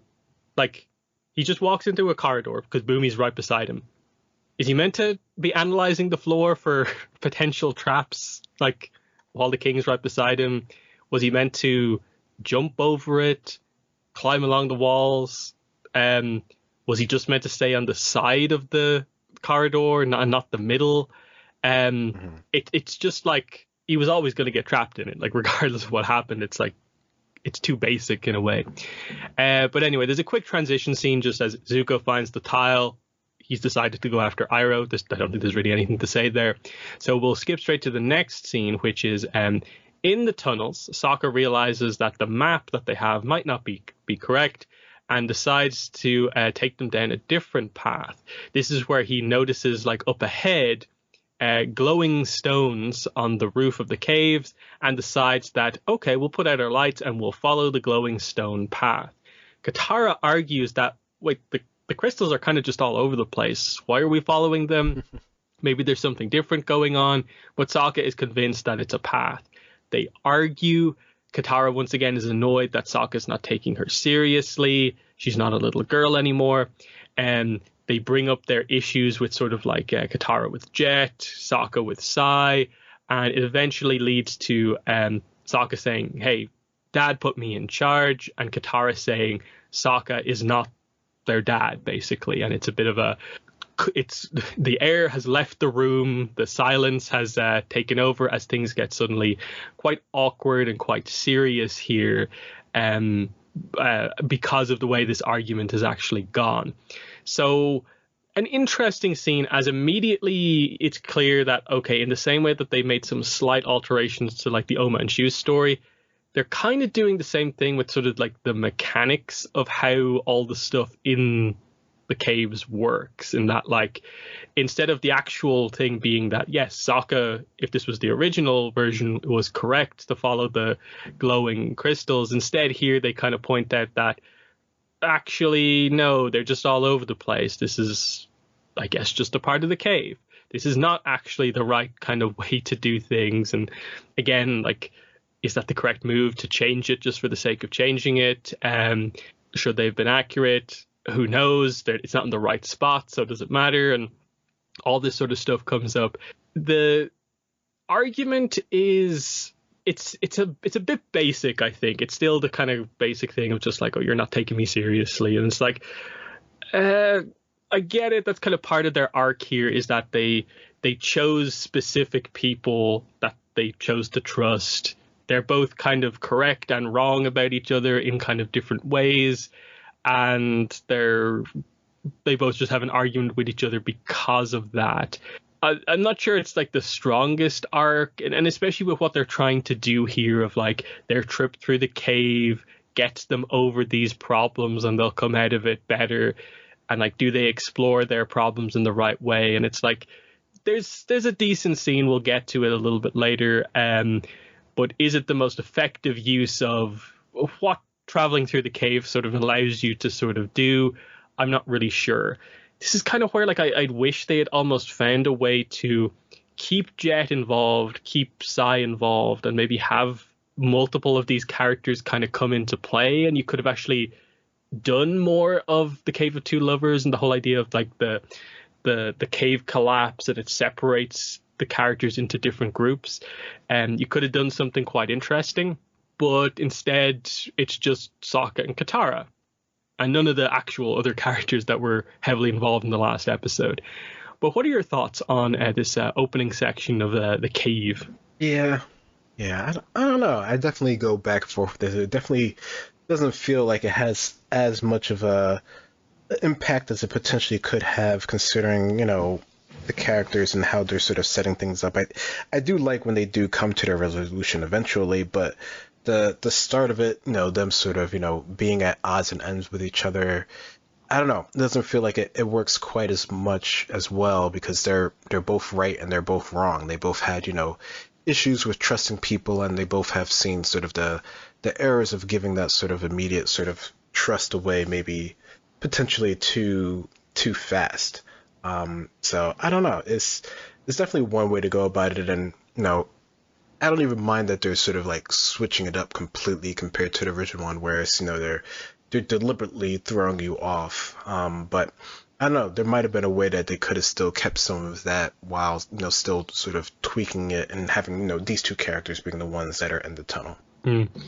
Yeah, or even like just bring Chong and the Nomads in with them, and like the Nomads just help them to get through their issues in calm, weird ways, like classic Chong. That could have been something, like if you don't want to separate them. I just feel like you needed more than just Sokka and Katara here. But anyway, then there's a scene, sit down, they talk, they get emotional, they remember the Southern Water Tribe, they hope that they'll get back and get some of their the food from there one day. And they pretty much just sit in silence for a little bit and then get back up and move along. Like the kind of anger has gone away a little bit, but they haven't properly talked about it yet, and that's coming up in basically the next scene. It's a little bit of a weird one where it's just like, okay, I get what they're going for here, remembering, they're halfway through the season 1 journey, but it's just kind of like food, yeah, someday, and we just have to wait for the more important scene. But any thoughts on this one? Yeah, I mean, I guess that's sort of like the equalizer things of sort of coming back to sort of better times, right? And sort of how that can help you sort of get over your current sort of troubles. So I think it works for the little bit that they're trying to do here to sort of get them back into motion here. So it's a start, I suppose. Mm-hmm. And then we go into one of the best scenes in the episode. So back with Iroh and the Earthbender captain. The captain talks to Iroh about how during the siege of Ba Sing Se, the city had to ration fresh water after the first year of the siege. Because again, it's 600 days. The military got special privileges, so they got water, of course. And he mentions that his brother gathered supplies from his platoon to give to the children of the city, and that his brother was on watch when Iroh torched the eastern wall.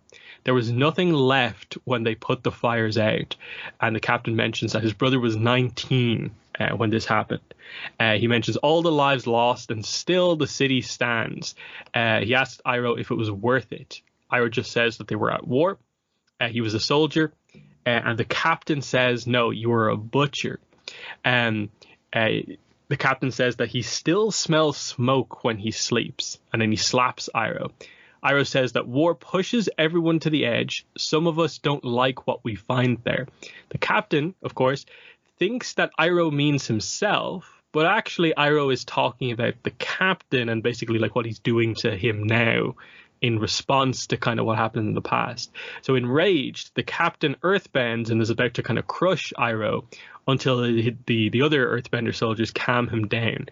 And this is where we get the end of this scene here with the captain saying that Iroh has no humanity and he knows nothing of loss, as we sort of transition into finally what has Iroh been sort of alluding to with the end of a lot of the scenes that we've had so far in this episode.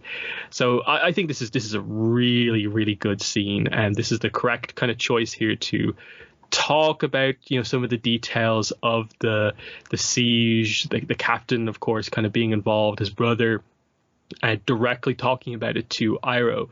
This is the sort of stuff that we've kind of always wanted to kind of hear about, not just the general kind of idea about what happened, but some specific stuff like this is kind of really, really interesting. In canon, we want to know some of these details, and they do it pretty well here. You can maybe make the point, like, should they have maybe shown a little bit of a hint of a flashback here to hit the point home a little bit harder, given that they did this for like the Air Nomad genocide, but then this almost like equivalent big moment, the siege, they're not showing a flashback here. Bit of an interesting choice. There's been a few times when they maybe should have done a flashback, but they haven't. But this one certainly works really well. And it's amazing that they did this with Iroh and a random Earthbender captain. So I think this is a very good scene. It not just like for what the show is. I just think in general it's a good scene. What are your thoughts on this? You know, I definitely would agree. It's a good scene. It definitely, there's something that, can go into such depth in terms of the history of this world and the show and where it's been in the past that sort of led them to up to the point that they're at now. Definitely hits home pretty clearly, sort of, the idea of what the war has done to the people and, sort of the people who've been involved with it. I think it definitely, gets the point across, more so than what we just previously heard with sort of Boomy there. And, it's still talking. There's no visual sort of, flashback or anything like that. But I don't know. I don't think it's really, needed in this moment since it's more so just like a character focused moment. And even when we do get, pushed into the next scene with Iroh and his past directly, it's still more sort of character focused and not sort of overall on sort of like the world scale, at least not in terms of what they're talking about here. So it doesn't bother me as much that there's not a flashback, a bigger scene here in terms of like, the real sort of effect of the war, because we're really just talking about, this individual sort of situation here. And, I think the point gets driven home pretty quickly, and you can, tell the emotion on both of the characters and things that they regret and things that, they might have changed or might have done differently if things had worked out different ways. So I think it comes across pretty clear here. Yeah, because it's an interesting point about like when they do or don't do flashbacks, because I'd almost argue that like, did you need to do the visuals in the way you did them for like Oma and Shu, given that you've kind of underplayed the importance of this kind of episode within this version of the show? Like that's a cool thing in that episode because you have the time in the animation to do all of this extra stuff. That maybe felt like a scene where like you could have just like had Chong read it off the wall as like this is the legend, like this doesn't need to be shown in this kind of fancy way. But while Iroh and the Earthbender captain are talking, not a full flashback, but just kind of flashes in and out just to get a sense of what's happening. They might have done that because again, going back to some of the Boomy stuff, it does feel like we probably just needed, like in this episode, flashbacks of what has actually happened to Omashu, like what actually happened to Omashu to make Boomy this way. That's what's kind of missing from the Boomy character arc as well. And so it's interesting in an episode where we get like 2-3 flashback sequences when it arguably maybe needed like 5 or something. But anyway, we'll move on into what, at least for me, I think for me is very clear. I think this is the best scene in all of Netflix Avatar by a long distance. It's like a new scene. Like this is not really something that we know about from canon. Basically, we don't have a funeral for Lu Ten necessarily, but this is really, really well done. So that's what they've been alluding to and teasing, is the idea that during the Siege of Ba Sing Se, of course, Iroh lost his son, his only son, Lu Ten. And so we're here at the funeral for Lu Ten back in the Fire Nation.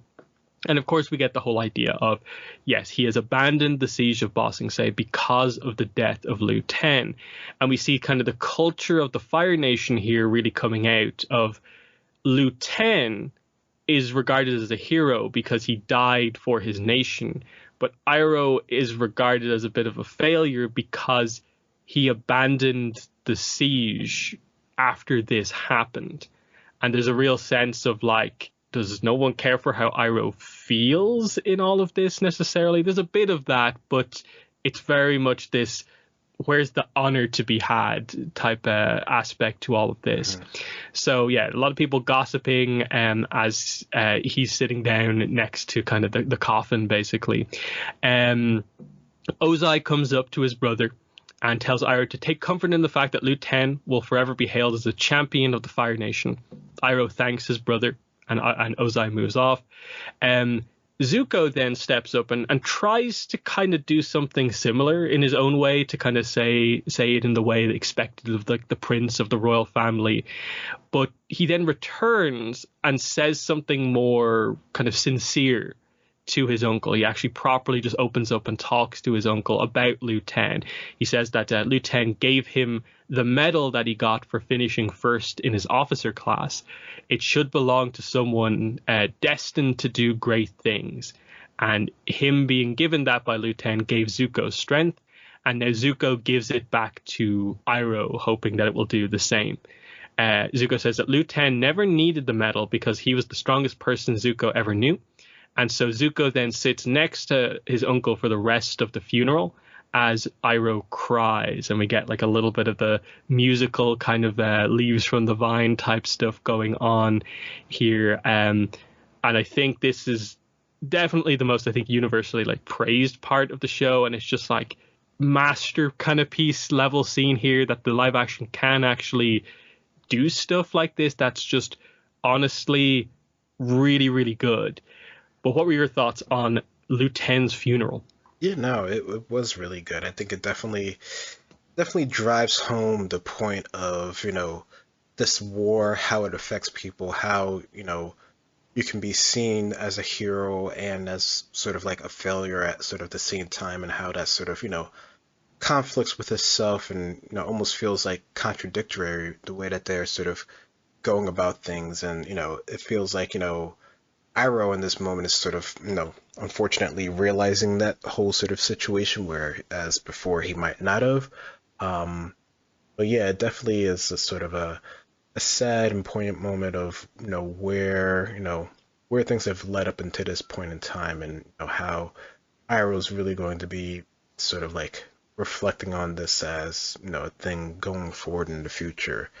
So it's definitely a nice way to get to see this sort of side of the story that we otherwise wouldn't have gotten, wouldn't have had this sort of side to both of our characters here, or all the characters that are involved in this scene, especially with how it plays into the other sort of flashback. I think this was definitely a good way to sort of to show sort of like the deeper sort of relationship that Zuko and Iroh actually have, that we haven't otherwise understood quite as well.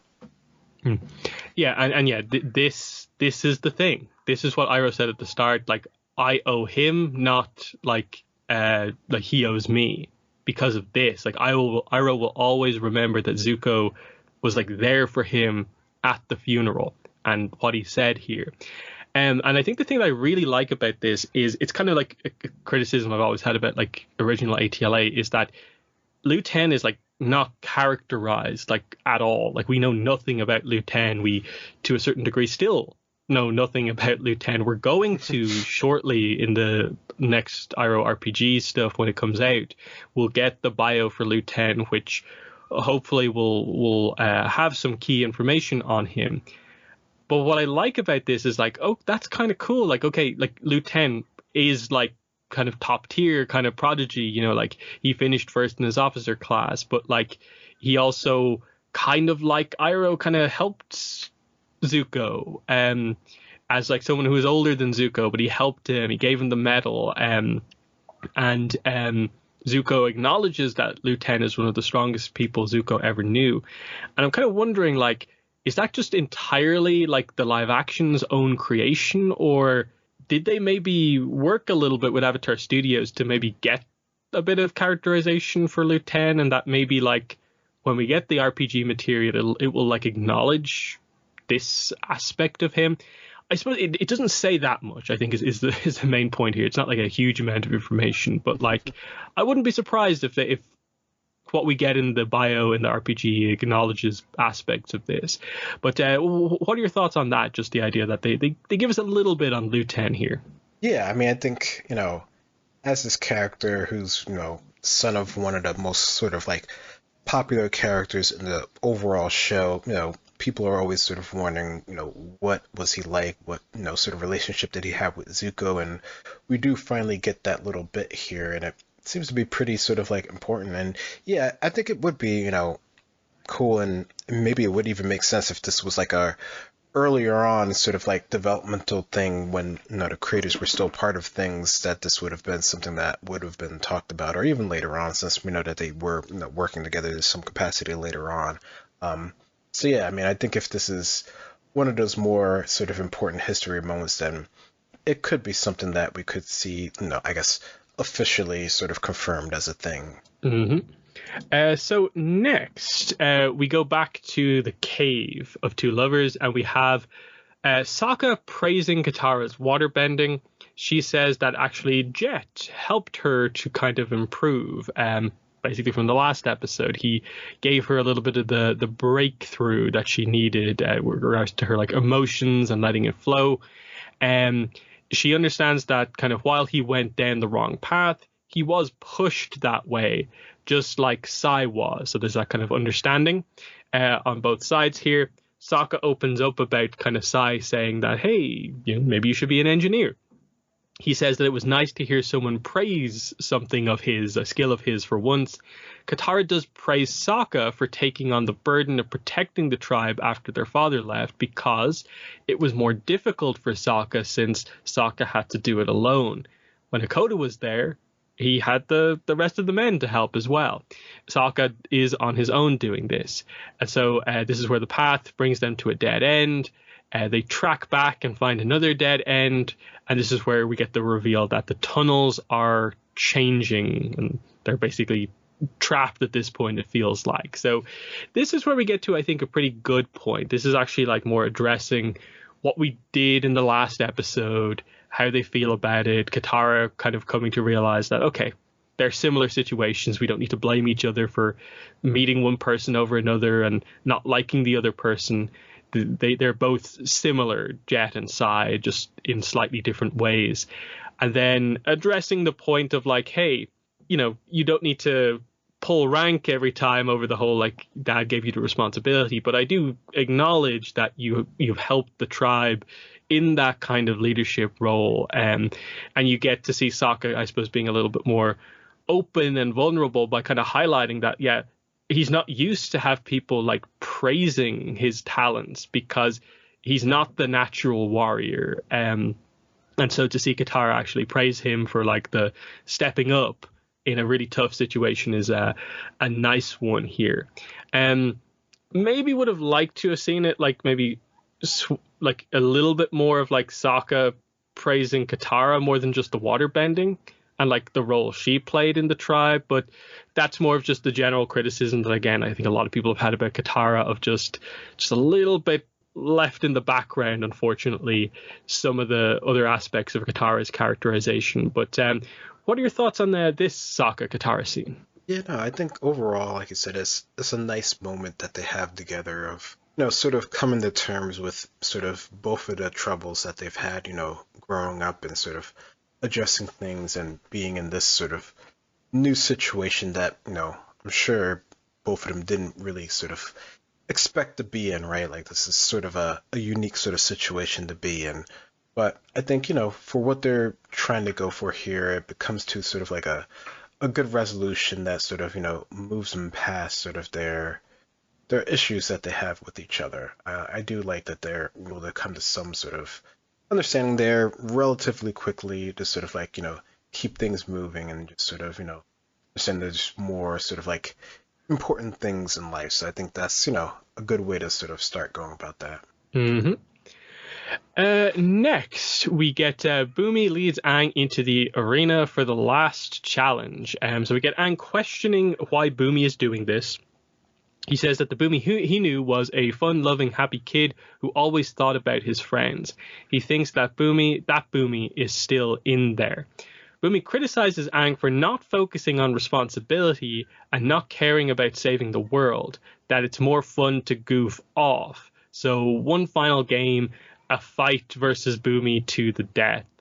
And this is the scene that I think you always had to have, but I think, again, the way they get here is just, I think, a bit awkward because, again, you ultimately have to have like, what is Bumi's justification for having a fight to the death against Aang here? And it's that he's accusing Aang of not being responsible, not caring about saving the world, and goofing off when he hasn't goofed off like in really any of the episodes so far.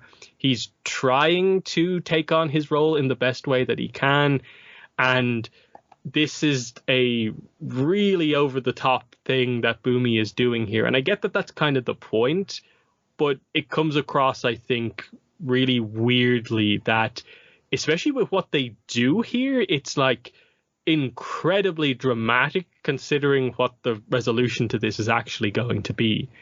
In terms of like Aang even mentioning it in this scene, the idea of the characterization of old Boomy is like fun-loving, happy kid who always thought about his friends. Like, how more generic can you really get? Like, that's not really what you want the general view of Aang when he talks about Boomy to be. Like, where's the mad genius kind of aspect being brought up there? So, some of the writing, I think, in terms of the details here, isn't fantastic. It's getting us to the point that we want to see, which is the big fight, of course. It's just why it's happening here is very different than in the original, and I'm not sure it works so well. But what are your thoughts on the build up to the fight here?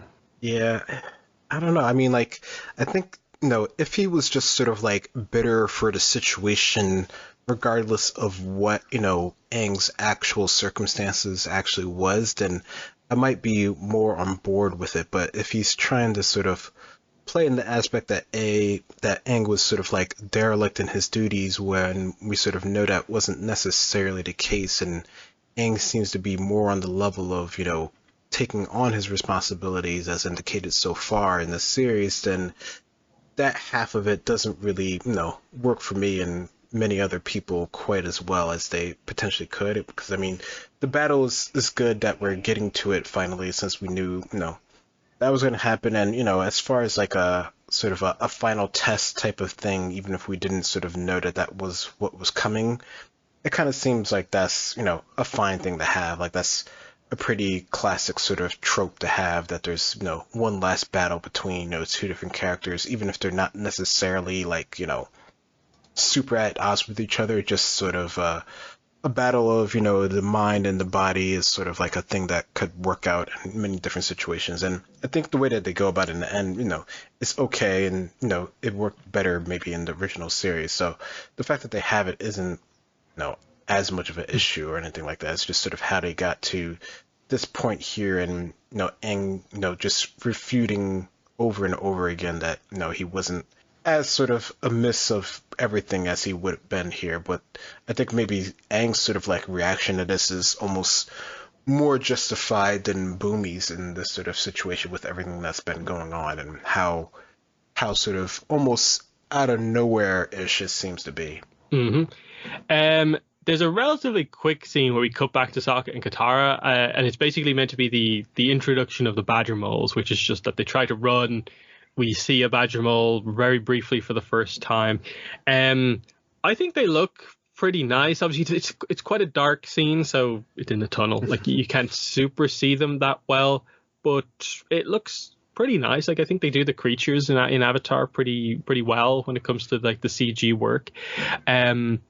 I had no real issue with this initial presentation for the most part, other than maybe presenting the Badger Moles as being a little bit too maybe overly like aggressive, which is maybe not quite what it ends up actually being in the original, where it's more like they stealthily move around the tunnels and shut things off. And because they are earthbenders, they're more like wait for the right moment to strike. Like, it's more neutral Jing than anything else because of that whole situation. But anyway, what are your thoughts on the introduction of the Badger Moles here? Yeah, I mean, I think their design and stuff like that, I think it fits sort of the realism of the world that they're going for here. So that didn't really bother me at all. It definitely does seem like they're making it more creature animalistic type of situation here, which again sort of fits what they're sort of going for in this sort of mode here. So I don't know. I don't begrudge them too much of that. I think maybe more so how they interact with the earth, like you were saying, that's probably more of the thing that would sort of, get to me a little bit more. But no, I think for what they're going for here, they're fine for me. Yeah. Next, we find Zuko arriving to confront the soldiers who have taken Iroh. He takes one of them out. He takes them out basically one by one. He frees Iroh. The captain gets up to defend, but Iroh takes him down with a pretty powerful fire blast. The captain says to finish it, but Iroh says that they've all seen enough death, and he turns his back on the captain, But the captain uses this to hit him with a kind of shard of earthbending, and Iroh has a bit of a stab wound here from earthbending, and they have to escape immediately. They're not really pursued necessarily by the captain because his squad was basically taken out here, but Zuko has to get a injured. They don't frame it as being like incredibly serious, but like they need to check on it, is the style of injury that it is, and they have to escape. So we get a bit of an action scene here. I think it's mostly fine. This was one of the first like big preview clips that we got to see. It's the typical thing with I think a lot of the action in this show, which is that it could be a little bit more dynamic, quicker, doing the moves a little bit. But it's mostly solid, I think. But what are your thoughts on this? Yeah, no, I think it's a good, sort of quick little fight scene here. I mean, is it as, sort of impactful as what we've seen before in the animated version? Maybe not. No, I can definitely see the argument there, but it's a different interpretation of it. So, you kind of have to at least attempt to sort of try to sort of, judge it on what you sort of see here. But I don't know. For the most part, it's pretty cool. I like, Iroh's actual sort of like interaction, actually getting like a good fire blast off, and him trying to sort of, show a better way to Zuko, which is sort of going along the lines of what, Aang was just saying recently, but it didn't quite work out in the situation, which, kind of you might have seen sort of happening considering, sort of the animosity that he already had with the guard here. So I don't know. There's different ways they could have gone about doing that, but for what they have here, I think it works, and to show this sort of emotion that Zuko cares. Mm-hmm. Next, we do see Katara doing some water bending at the Badger Moles to save Sokka. They then hit a dead end with nowhere to go, and they hold hands ready to accept their fate that they're going to be mauled by Badger Moles. But the Badger Mole then stops, like it calms down. This is where the reveal comes out of that the Badger Moles are blind. But the difference here being that in Netflix Avatar, Badger Moles navigate by feelings, specifically love. And so the Oma and Shu answer was that they used Badger Moles to meet in secret underground. Sokka then asks the Badger Mole to bring them to the palace, and it earthbends a new tunnel for them, and that's the way we resolve all of this. So I definitely think this is the change, really. That's kind of probably the weirdest one, which is like Badger Moles now have like feeling sensory things, which given that they're earthbenders is not like completely crazy, because Toph can kind of do the lie detecting type thing, but like, is that quite feeling detecting? I know you also have stuff like, what is it, like Ai Wei does some kind of earthbender kind of sensory kind of stuff that relates to this, but it is a bit weird, the change here, that like the Badger Moles are here versus like they specifically respond to love versus like they just like music in the original. I think it's a little awkward, and again it's like, why did you change it? I don't mind really too much that you have changed it, but it's the case of why. And this is always the kind of point with this, is like, sure, they're allowed to make changes, but I also feel like they should be like justified a little bit about like what's the reason behind this, because I think you could have just done this accurately without needing to change a lot of the weird mechanics of how the Cave of Two Lovers works, and it would have worked out in a very similar way. Like you could have just, all you have to do is kind of reverse like Katara and Sokka's kind of positions, and maybe have the glowing crystals actually lead the way. It's just odd, I think, but it's fine, I guess. But your thoughts on this scene here as we mostly resolve Katara and Sokka in the Cave of Two Lovers? Yeah, I definitely can understand the idea that the changes that they presented here feel, I don't know, they feel different, off, or just maybe just sort of unnecessarily because of how sort of worked before. I mean, like you said, the fact that the Badger Moles do have some sort of like emotional link, and they could sort of sense sort of the animosity that our characters had with each other, and that just sort of goes against sort of what the core, I guess, sort of like emotional feeling of the Badger Moles have or whatever. Sort of makes them sort of more aggressive until they're sort of able to sort of placate them, and sort of ask them directly sort of what, sort of to help them with. I don't know. I mean, I guess it sort of moves things along more or less, but it doesn't. I don't know. It feels like maybe if they had a bit more time, they could have gone a different route and, sort of shown a different path, or had them sort of interact with the Badger Moles in sort of another sort of unique way compared to just sort of the music from before, or something like that. I don't know. It definitely feels like they changed it for a reason that we're not quite sort of understanding fully as a viewer. Yeah, and then there's also this slightly weird point of just like that when they're holding hands about to be killed, the love between them is stronger than their like fear of dying is also maybe just a bit of a weird like logic kind of situation here. That okay, I guess we just have to accept that. But yeah, we move on. So we're in the fight here between Aang and Bumi next. So we do get to see Bumi being like the master earthbender, clearly doing a lot more crazy earth attacks than like the Earth Captain or the Earth Guards from earlier on in the episode. Aang, of course, dodges, avoids, evades, and we do get some kind of talk as this fight goes on. So Bumi talks about how sometimes you have to fight when you don't want to, that Aang left them, the Avatar left them. He feels like you can't rely on anyone, even your friends, especially your friends. Bumi then prepares his final attack, which is he chucks a huge chunk of earth at Aang, and this causes another one to sort of fall from the ceiling on top of him. And so Aang ends up holding both of these chunks up with airbending, but he can barely do it. And so this is Bumi's situation here. He wants to force Aang to make a serious choice that is somewhat in line with the choices that he has had to make over the last 100 years.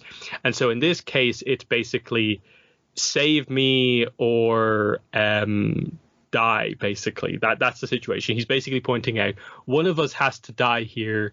You make that choice. I won't do anything to kind of make any decision in this, because Bumi could just at this point choose to act, step out of the way, but he's forcing Aang to make a choice here. That's what we've got to. Bumi thinks the world is doomed because, of course, Aang won't make this choice. He won't decide on who needs to die here. This is when we get the kind of heroic shot. Katara and Sokka enter the room. Sokka tackles Bumi out from underneath his rock. Aang saves himself, and this kind of resolves the conflict. We'll get into the dialogue in a second here. Action, I think, is pretty good.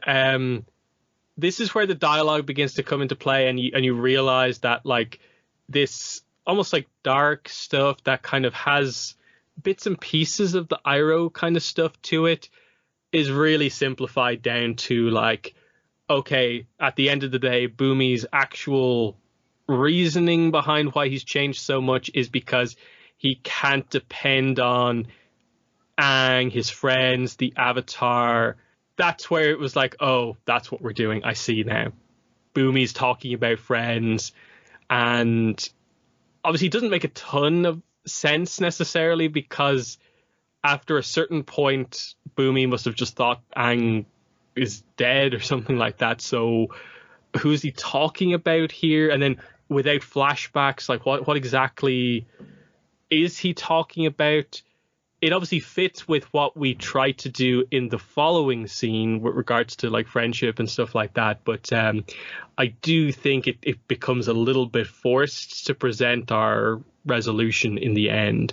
And then, yeah, it just gets a little bit dramatic with the whole someone needs to die, you choose. That's not fantastic. But what are your thoughts on the action here and the big choice that Aang has to make? Yeah, the action itself is fine. I think, as far as like, we're trying to not compare, but it has the resemblance of the original sort of fight here. I think they translated and tweaked it, pretty good for what they sort of were going for here. So I like those sort of adaptations here, and having Aang sort of, choose, whose life to save, whose life to sort of, go on. I think, seeing the desperation in Aang, I think is sort of, I think on his end is pretty sort of like justified that he's as sort of like confused and upset and everything about this sort of situation. And then on Bumi's side, it still feels like it's sort of like half there, half not there, considering what we know of, Aang's true situation and being things. And I think, there's too many different sort of things going against sort of Bumi's sort of, I guess justification for why, to put Aang in such a sort of situation here. I think maybe there might have been a different way he could have gotten to the same sort of result, in their sort of duel here without having to have all the extra sort of like baggage dragged on top of it. But, it's cool to see sort of how, it was sort of resolved and, at least conflict-wise with, Sokka and Katara coming in and sort of them able to work together really quickly and, the convenience of it coming out right in sort of the section where they're fighting here. Mm-hmm. Yeah, Bumi and the whole big choice, you have to make harsh choices. This thematically seems to be this big decision they've made basically across the board, because effectively every past Avatar also has this sort of same philosophy when it comes to Aang.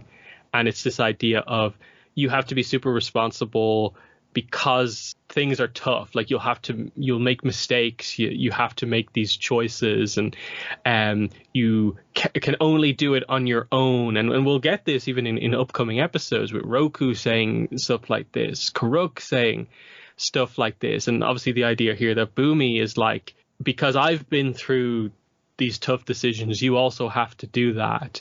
It's just, again, this weird approach of, instead of leaning in the direction of like being hopeful, or the characters just accepting that like it's good that Aang has not been kind of beaten down by the war, they want him to be in that way.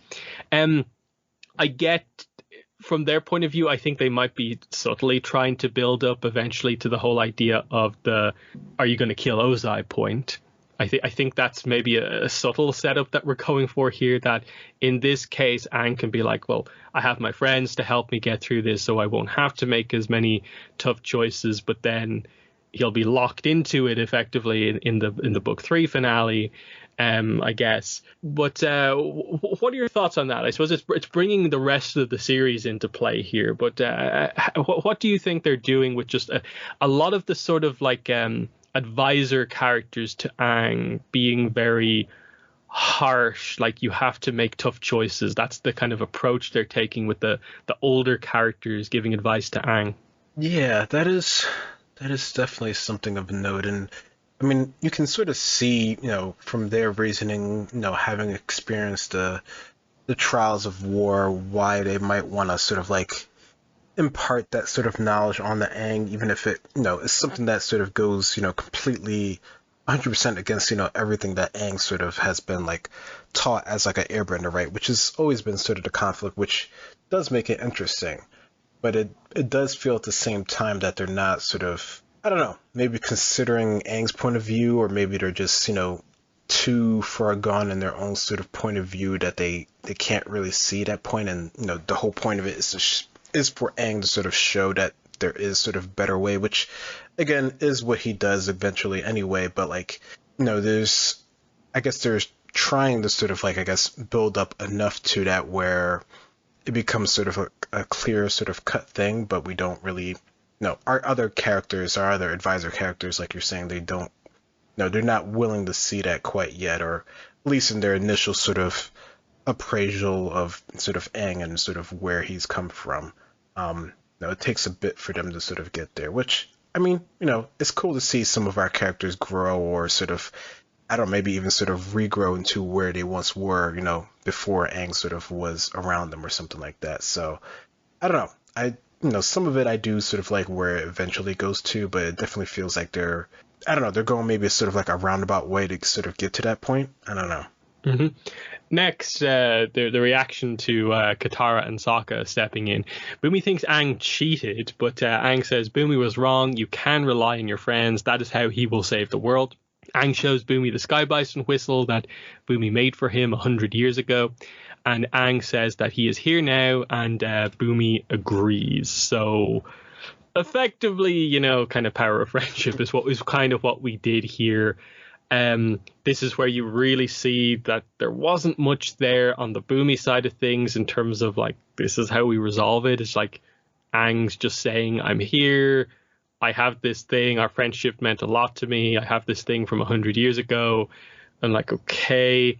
And I think that what's missing in all of this is without seeing what Bumi specifically faced, it's a kind of difficult thing to necessarily understand what exactly happened.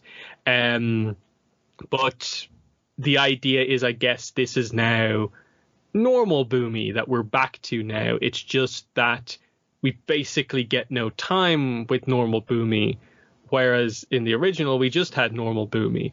And so it's a weird situation where we have like 10 seconds of the character we actually know.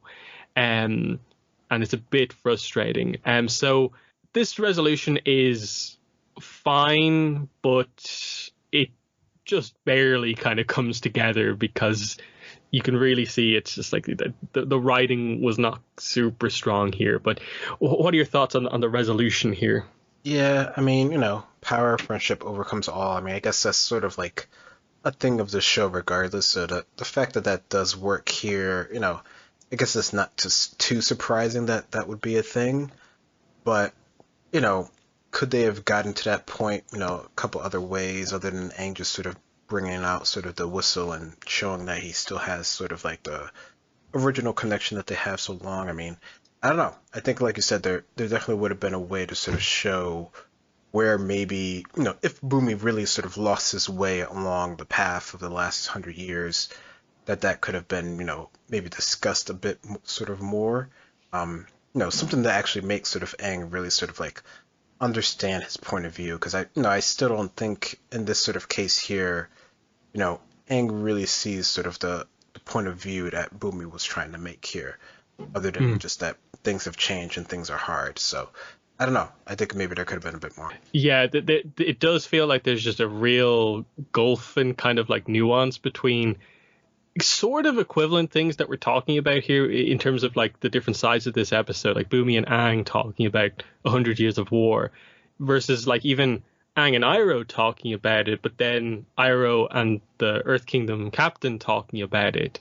That just Aang and Bumi, for whatever reason, it gets to this really basic level stuff and it doesn't have the depth that it has elsewhere.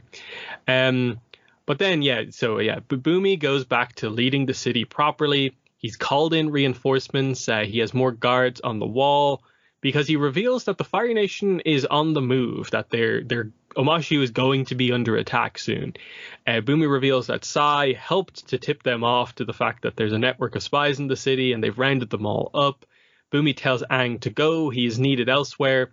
But before that, one more challenge. And so we do finally get the delivery system ride, Bumi and Aang. So that's a nice one. There's your first proper mad genius Bumi kind of scene, them going down the delivery system. So this is more like it in that at least we get back to the point where like it's the Bumi we kind of actually know and are familiar with.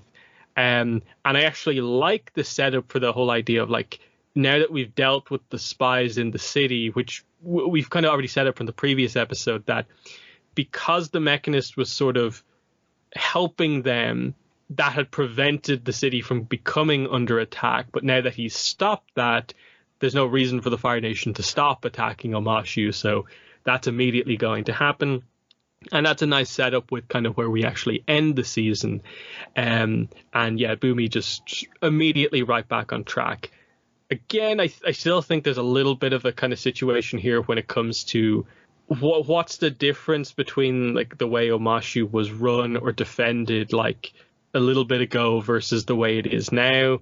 they didn't really tell the story that well, I think, of like how much things have changed. Like in the last episode, it was cool. They mentioned the whole idea of like, okay, there's the bombings, there's spies in the city, but they did, I think, need to show a little bit of evolution over the time of Omashu, and that would have helped, I think, everything in this episode come together a little bit better. But what are your thoughts on this scene with Bumi?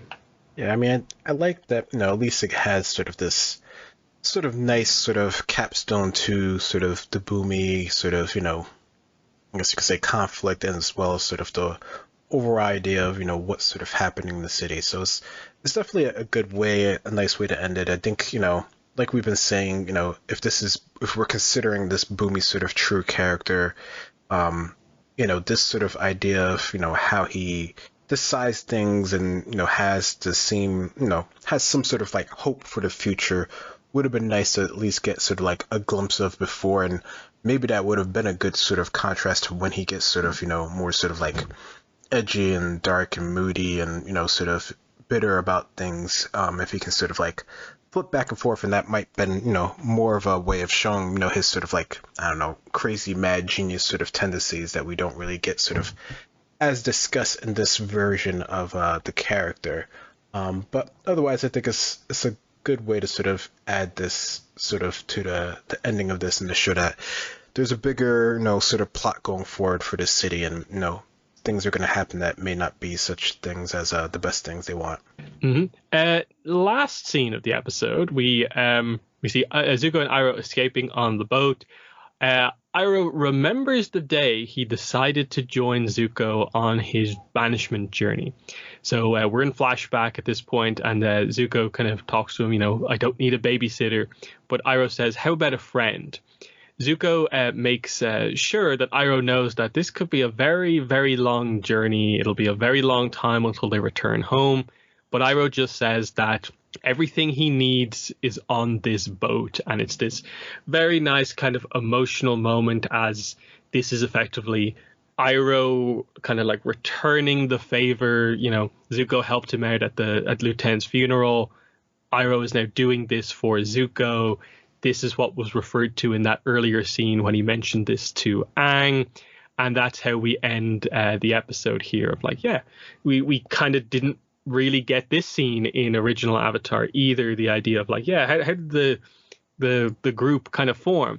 But actually, there's a bit more of a story to this, and there's another important scene actually that we still need to get in this version of the show, and it's an interesting contrast to, I believe, the basic lore we have from the original is just that the crew are with Zuko because they respect Iroh. I think that's in canon what the actual story is, but here there's a bit more kind of to it, and they've nicely added in these extra scenes, and it works. It's well written, and again, a big contrast to the gang stuff in the episode. And it's like it's the same writer like across a lot of this stuff. Like, what's going on here? Is it just that the Zuko material is stronger? It's probably maybe easier to bring together, but there's a pretty big gulf between a lot of it, in my opinion. But what are your thoughts on this final scene here? Yeah, I mean, the final scene I think is great. I like that they're, expanding upon this, and I think maybe that's sort of the idea of, what things work better versus what things don't work better, which, I guess it's, bad to say that, because the original source was better, that's why it is what it is. But it definitely feels like the stuff that they sort of expanded upon and sort of, gave more sort of understanding to seems to hold up more, rather than stuff that they sort of, tweaked for whatever sort of constraints that they were on, or, had the idea to sort of do. But it's a nice scene between the two of them, and to show that there's, a reason that they have such a strong bond and strong connection that we, previously didn't really sort of get as much explored. Mm-hmm.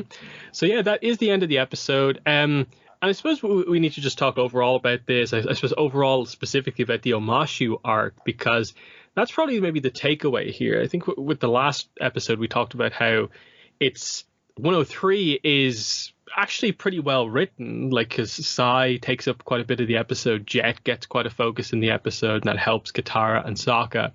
They do a good job at meshing a bunch of things together in the third episode. Not so much on the gang side of things in this one, but that this also is like the least important arc for the plot in the show as such. Sure, the fall of Omashu at the very end of the season is a significant plot point, but that happens anyway in like the original when we return to Omashu. It's the idea of like, it's a pretty important episode count. Could these episodes have been better used doing like other stuff, or is it just this is probably the best that we could have done, making Omashu into this kind of important kind of arc where we kind of did the few side stories that we were kind of going to be able to do here. I still think, this probably was maybe some of the best options that they maybe had. Otherwise, the plot probably is too laser focused on the absolute main plot. So it is the tricky challenge of like, if they didn't do this, then what would have taken the place of this? That's what I still don't exactly know, kind of what the plan was. But I still come out of this being a little bit confused about like the future of Omashu. Like, are we going to come back here in book 2, or with some of the stuff that they do at the very end, are we not going to come back here because we have to factor in some sort of a time skip as well between seasons now because of production kind of reasons and stuff like that. So there's some awkwardness as well when we go back to Omashu for season 2. But overall, what are your thoughts on the episode, on this Omashu kind of 2-episode arc?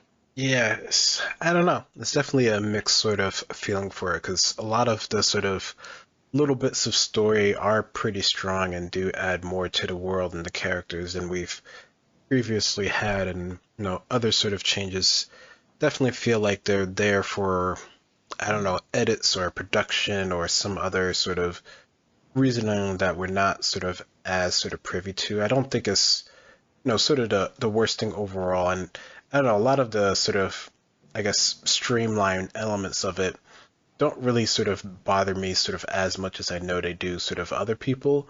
But I definitely think some of the sort of character bits could have been, I don't know, maybe tweaked or sort of like halved in terms of what they were trying to get across to, specifically like Aang in terms of things like that. So I don't know. I definitely can understand why this one particularly isn't sort of the favorite of many different people, and with Bumi being such a important and favorite character from like all time of the show. I don't know, maybe there's something they could have spent a little bit more time on in terms of like making it work better in live action format.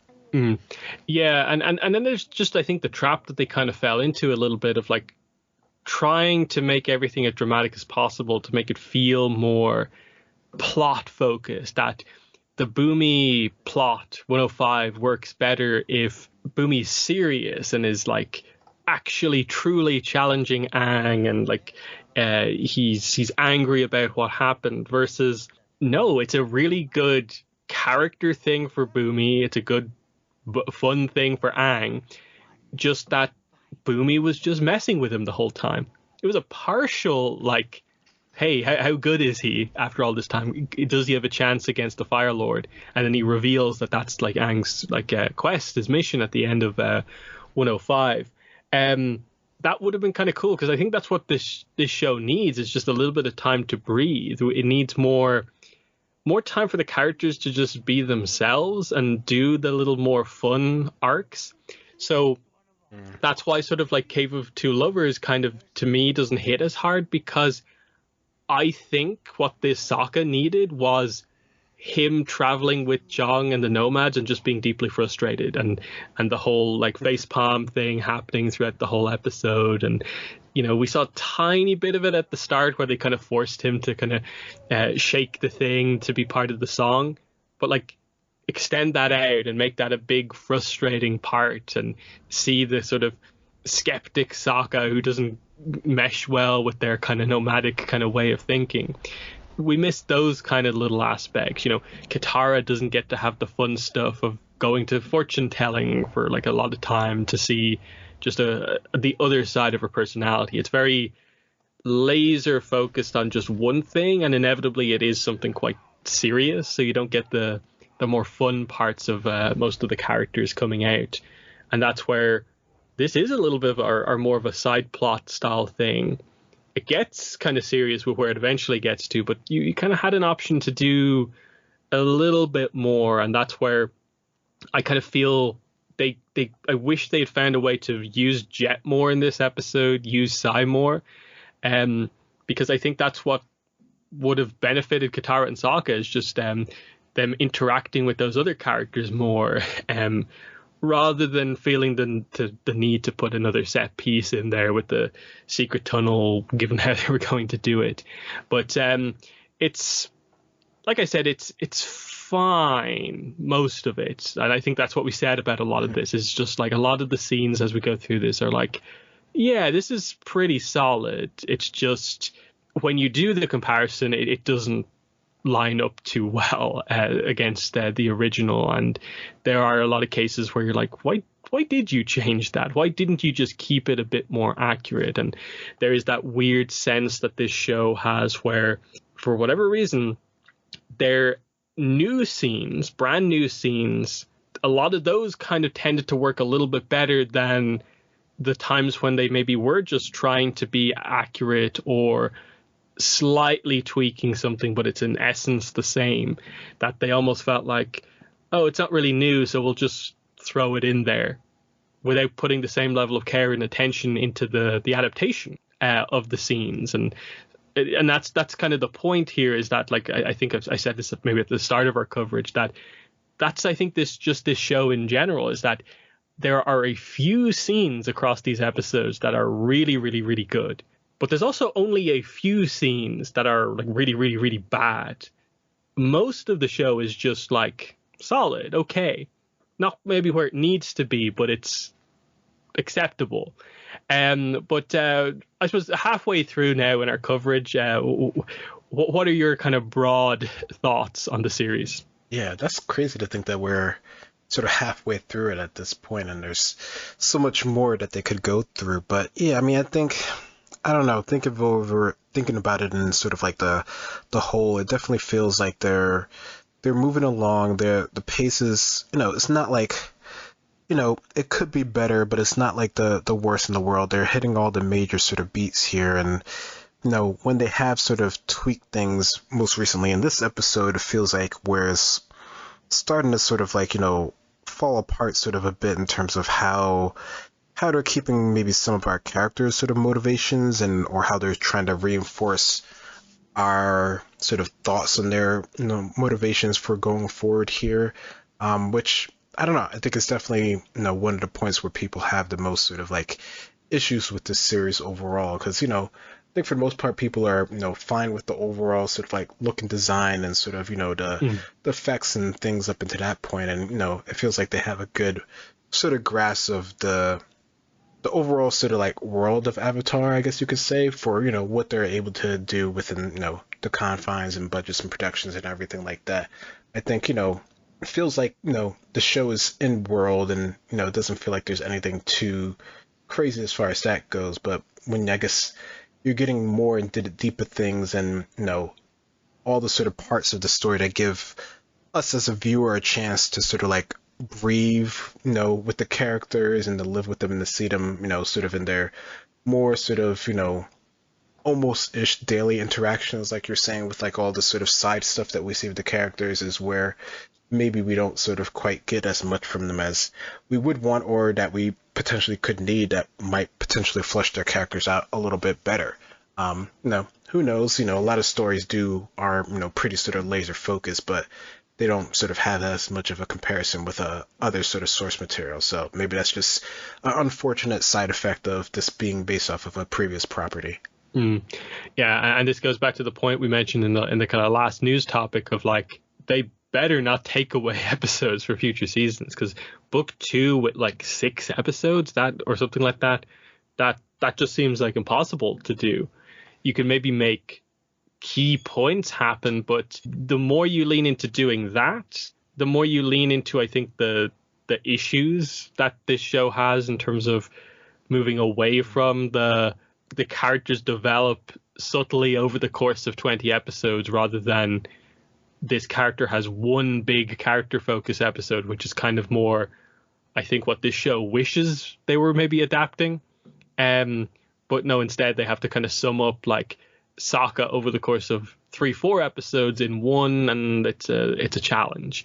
But yeah, we're through the first 4 episodes, and we're going into the next 4. Obviously we have an interesting episode up next with Spirit World stuff.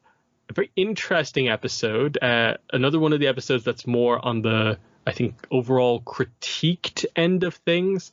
I have interesting thoughts on it because I like some of the ambition of the next episode, but I also acknowledge it's a bit kind of like, oh, you're doing a lot here. You're really changing up a lot, trying to do a lot. But there are bits of it I admire and other bits that aren't so great. But I suppose just as a little bit of a preview thing, how are you feeling about it going into episode 5 next time out? Yeah, I don't know. I don't know. It's definitely one that sort of stands out in my mind because it could have had a lot more implications than it originally, or that it eventually sort of does. So yeah, I think I definitely on the lines of it had a lot of potential, and maybe it was a bit sort of squandered in this sort of eventual resolution. Mm-hmm. So yeah, that will be the next episode of the podcast. We'll get to reviewing that one, and of course we'll wrap up coverage once we get through episode 8, and then we can get back to ATLA, Korra rewatches and stuff like that. And obviously hope over the next couple of months some of the newer content's going to start to come out, and we can maybe cover that. Roku novel, Bounty Hunter the Tea Brewer comic, and then we're getting into like San Diego Comic-Con and hopefully some publishing announcements or something like that. Hopefully some news happens. But that has been episode 272 of the Avatar Online podcast. It's been myself and Greg. Thanks for listening, and bye. Bye-bye.